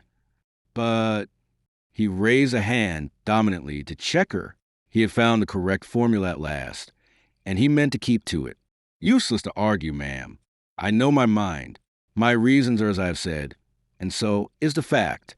I am touched. I am prodigiously touched and grateful. But there it is. His firmness turned her white with mortification. To have offered herself, and to have been refused. To have this beggar turn his shoulder upon her, finding her so little to his taste that not even her 30,000 pounds could gild her into attractiveness. It was a bitter draught, and it called a bitterness from the depths of her soul. As she considered him now with her vivid blue eyes, her face grew mottled. She was moved to sudden hatred of him. Nothing short of killing him could, she felt, extinguish that tormenting hate. She felt impelled to break into violent recriminations, yet could find nothing upon which to recriminate. If only she could have thrown in his face that it afforded her encouragement, trifled with her affections, lured her on, to put this terrible affront upon her. She might have eased herself of some of the gall within her, but she could charge him with nothing that would bear the form of words. And so she considered him in silence, her abundant bosom heaving, her eyes growing almost baleful in their glance, whilst he stood awkwardly before her, his gaze averted, staring through the open window, and making no attempt to add anything to what already he had said. At last, on a long indrawn breath, she moved. I see, she said quietly. I am sorry to have. Please, he exclaimed, throwing up his hand again to arrest her, an infinite pity stirring in him. She walked to the door, moving a little heavily. She opened it, and then paused under the lintel. Over her shoulder, she spoke to him again. Seeing that things is like this, perhaps you'll make it convenient to find another lodging not later than tomorrow. He inclined his head a little in agreement. Naturally, he was beginning, when the door closed after her with a bang, and he was left alone. Phew, he breathed, as he sank limply into his chair again.